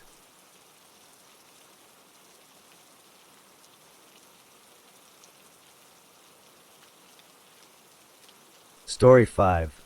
Andrew Reed Lackey was born on October 29, 1983, in the United States. He was a white male. His parents were Michael Lackey and Sharon Lackey, and he also had a brother. When Andrew was young, the family moved many times. Because of these frequent moves, Andrew had to change schools often. This made it difficult for him to build lasting friendships and to continue seeing the same doctor for an extended period of time. From an early age, Andrew appeared different from other children. His mother, Sharon, noticed these differences when he was still young. He had difficulty relating to other people and often seemed distant and emotionally cold in his behavior. He was also very shy and socially awkward, and he did not feel comfortable in social situations. At times, he appeared younger than his actual age. However, his family described him as a kind child. He did not bully other children, and he was not aggressive or mean toward others. His main difficulty was that he struggled to connect with people. Andrew attended school and eventually graduated from high school. After graduation, he enrolled at Calhoun Community College, where he studied for almost 2 years before leaving without completing his college education. He had strong abilities with computers and technology, and he spent a great deal of time using his computer. He frequently played computer games and became highly skilled at them. Much of his life revolved around the world of computer games. He also used his computer skills to start an online business selling items through the internet. He called this business Jacob McDeal and managed it using his knowledge of technology to make money. Andrew had very few friends and was considered an introvert. He lacked confidence in social situations and often became anxious when interacting with other people. He experienced periods of depressed mood and struggled with sleep problems. At times, he felt hopeless and had thoughts about suicide. Because of his difficulties relating to others, his mother tried to get help for him and became concerned about his well-being. A psychologist later evaluated Andrew and found that he had generalized anxiety disorder and social phobia. These conditions caused him to experience intense anxiety in social situations. The psychologist also described Andrew as highly introverted and emotionally detached. He had low morale and felt uncertain about his future. Despite these challenges, Andrew was still able to function in several important areas of his life. He could read and write well, communicate verbally and through writing, make decisions, and plan ahead. He was also intelligent enough to operate his own business. However, he remained lonely. One of the few people he considered a friend was a boy named Derek Newman. Andrew and Derek had known each other since the 4th grade, and they remained friends for many years. Derek was an important person in Andrew's life because Andrew did not have many other friendships. Andrew was easily influenced by others, and Derek had a strong influence on him. Andrew's mental health continued to be a concern. He took medication for some of his conditions. Later, while he was in jail, he experienced stress and had difficulty sleeping, but during his earlier years, his main struggles involved social isolation, anxiety, and depression. He did not have a criminal record and had no history of violent behavior. Before this, he had never been in serious trouble with the law. He was simply a quiet and socially awkward young man who spent most of his time on his computer, managing his small business and playing games. He had very few connections to the outside world. Andrew Lackey's friend, Derek Newman, had previously told him something that would later become important. Derek said that his grandfather, Charles Newman, was a wealthy man. He told Andrew that his grandfather had a vault built into his house, located next to the stairwell. Derek also said that the vault contained a large amount of cash and gold bars. This information stayed with Andrew and eventually became the basis for his plan. Andrew began preparing for a robbery. Using his computer, he searched for Charles Newman's home address. He also exchanged online messages with a person he referred to as Damien. These messages were sent between January 2005 and July 2005. In them, Andrew discussed an upcoming heist. He wrote that he had been watching the home of an old rich guy and had been studying the house's weaknesses and how he could enter. He also wrote about the cash and gold he believed were stored inside. As he prepared for the robbery, Andrew collected a large number of supplies. These included a .38 caliber revolver, a starter pistol, a knife, a stun gun, a police scanner, an axe, a sledgehammer, a hammer with a towel wrapped around it, duct tape, screwdrivers, night vision goggles, a baseball batting glove, a utility belt, flashlights, nylon rope, and a pizza bag. He planned to use the pizza bag as a way to trick his way into the house. He also had 2 black gym bags that he intended to use to carry the stolen items. On October 31st, 2005, Andrew carried out his plan. It was Halloween night when he went to Charles Newman's house on Hines Street in Athens, Alabama. Charles Newman was 80 years old. He was a widower, a retired building contractor, and a veteran who had served in World War II. Andrew entered the home, and police later believed that he had forced open the back door. Once inside, Andrew confronted the elderly man and demanded to know where the vault was located. Charles Newman managed to call 911. The call was received by the Athens Police Department at 7:34 p.m., and the operator recorded the conversation. During the call, Newman could be heard saying phrases such as "Don't do that," "Leave me alone," and "What do you want?" The operator then heard Andrew's voice. Andrew repeatedly asked the same question over and over again. "Where's the vault?" The question was repeated many times during the confrontation. During the struggle, Charles Newman was able to grab his own firearm. He owned a Rossi brand .38 revolver, which he usually kept in the pocket of his robe. Newman fired the gun at Andrew, striking him twice. One bullet hit the center of Andrew's chest, while another struck the side of his chest. However, Andrew continued the attack. He used a knife to stab and slash Newman repeatedly. The attack was extremely violent. Andrew stabbed Newman in the head, neck, hands, and other areas of his body. He stabbed both of Newman's eyes and broke his nose. One of the wounds to Newman's neck severed his carotid artery. In total, Andrew caused 54 stab wounds and lacerations to Newman's head and neck. He also cut Newman's hands multiple times. The tip of the knife broke off during the attack and remained lodged in Newman's skull. After the stabbing, Andrew also shot Newman in the chest. The gun was fired from close range. The entrance wound was on the right side of Newman's chest, and the bullet traveled through his body before exiting on the left side.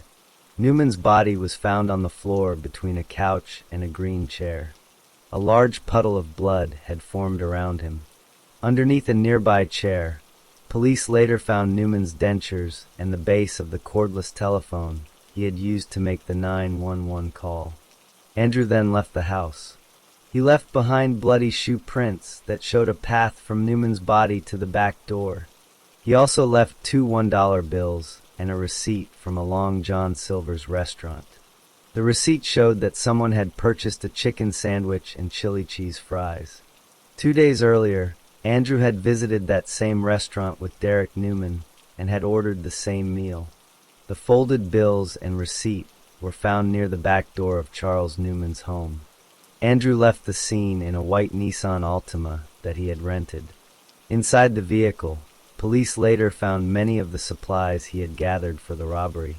There was also blood on the outside of the car, on the steering wheel, and on the front dashboard.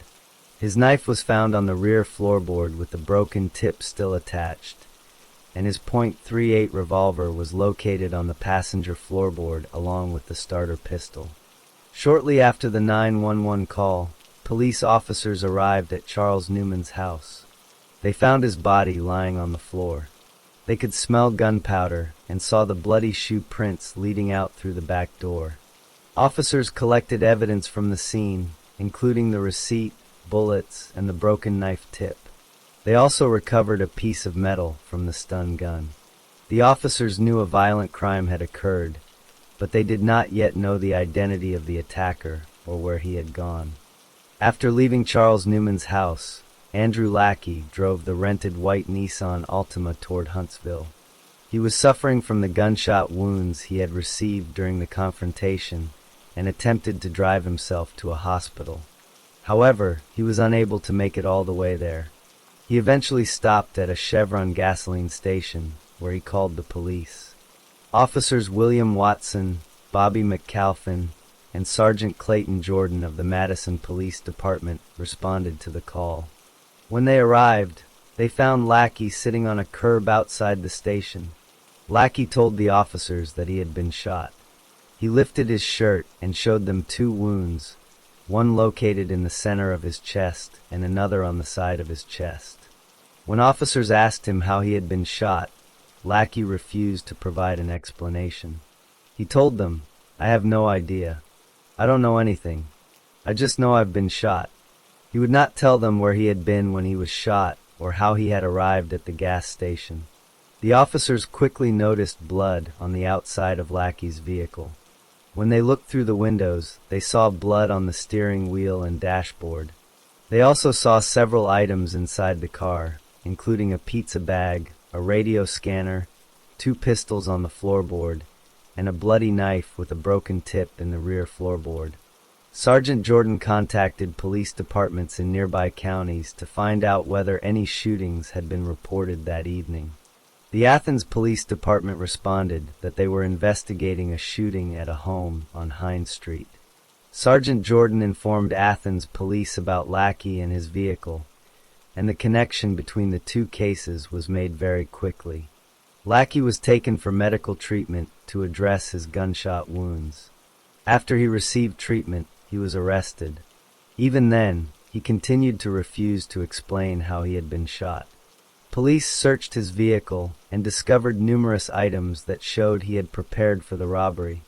Inside the car, they found the .38 revolver, a starter pistol, a knife with a broken tip, a stun gun missing an electrode, a police scanner, a rental agreement for the vehicle signed by Lackey, a baseball batting glove, a utility belt, flashlights, nylon rope, super glue, black gym bags, bloodstained glasses, an axe, a sledgehammer, a hammer wrapped in a towel, duct tape, screwdrivers, batteries, night vision goggles, and a wallet containing Lackey's driver's license and credit cards.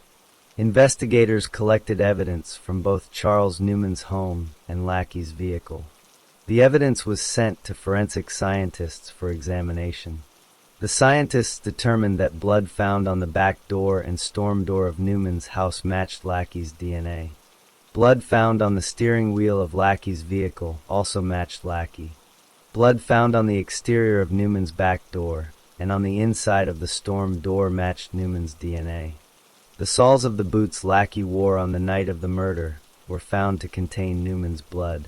Lackey's blue jeans also contained both his own blood and Newman's blood. A scientist examined the bloody shoe prints discovered near Newman's body and concluded that the prints matched the pattern and size of Lackey's left boot. The broken tip of the knife found inside Lackey's car was matched to the piece of metal that had remained lodged in Newman's skull. The 3 bullets and 1 bullet jacket recovered from Newman's home were confirmed to have been fired from Newman's own .38 revolver. Investigators also examined Lackey's computer. A forensic analyst discovered messages that Lackey had sent to a person online. In those messages, Lackey discussed planning a heist, watching the home of an old rich guy, collecting supplies, and his belief that cash and gold were stored inside the house. The computer's internet history also showed that Lackey had searched for Charles Newman's home address. During the trial, Derek Newman testified that he had told Lackey about his grandfather's wealth and the vault. He also testified that he and Lackey had gone to a Long John Silver's restaurant 2 days before the murder, matching the receipt that had been found at the crime scene. Lackey's trial began on February 25, 2008, in Limestone County. The jury consisted of 7 women and 5 men. The prosecution presented the evidence collected during the investigation, including the 911 recording, the DNA matches, the shoe print analysis, the knife tip match, the computer messages, and testimony from witnesses. Lackey did not testify in his own defense. His defense attorneys called his parents to the stand, where they made emotional pleas for his life. A psychologist also testified that Lackey had average intelligence, was legally sane, and understood the difference between right and wrong, but showed signs of autism and social difficulties. The jury deliberated for only 2.5 hours before returning a guilty verdict.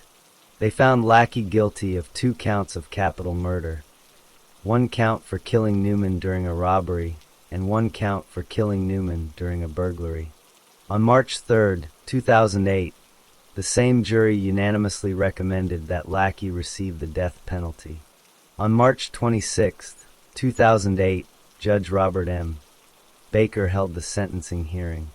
Neither the prosecution nor the defense presented any new evidence during the hearing. Lackey stood up and spoke. He said he was not going to ask the judge to spare his life. He also publicly stated that Derek Newman had not been involved in the crime in any way. The judge accepted the jury's recommendation and sentenced Lackey to death. Following his sentencing, Lackey was appointed appellate lawyers to handle his appeal. However, shortly afterward, Lackey told his attorneys that he did not want to appeal his conviction or sentence. He wanted to end all legal challenges. His lawyers disagreed with this decision and filed a brief on his behalf anyway. Lackey became frustrated with their actions. He wrote letters to the Alabama Attorney General and the Alabama Supreme Court.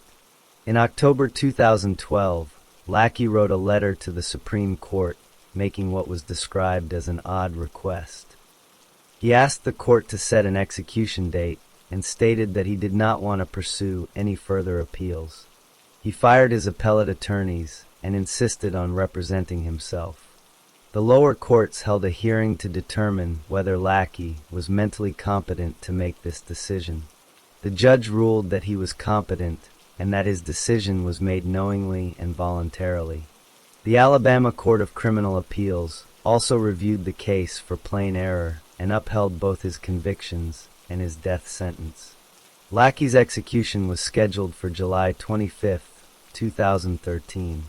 Earlier that day, his mother, father, brother, and aunt visited him. His final meal came from the prison kitchen, where he ate grilled cheese and bologna sandwiches with French fries.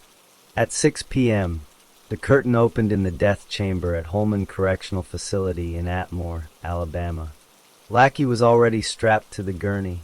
The warden asked him if he had any final words. Lackey replied, "No, sir, I don't." A chaplain came to his side, held his hand, and prayed with him. The lethal injection was then administered. Lackey's chest and abdomen convulsed slightly, and his breathing became shallow. At 6:25 p.m., he was pronounced dead. His family and the victim's family both witnessed the execution. Andrew Reed Lackey was 29 years old. He became the first person executed in Alabama since 2011 and the 56th person executed in the state since the death penalty was reinstated in 1976. The case was closed.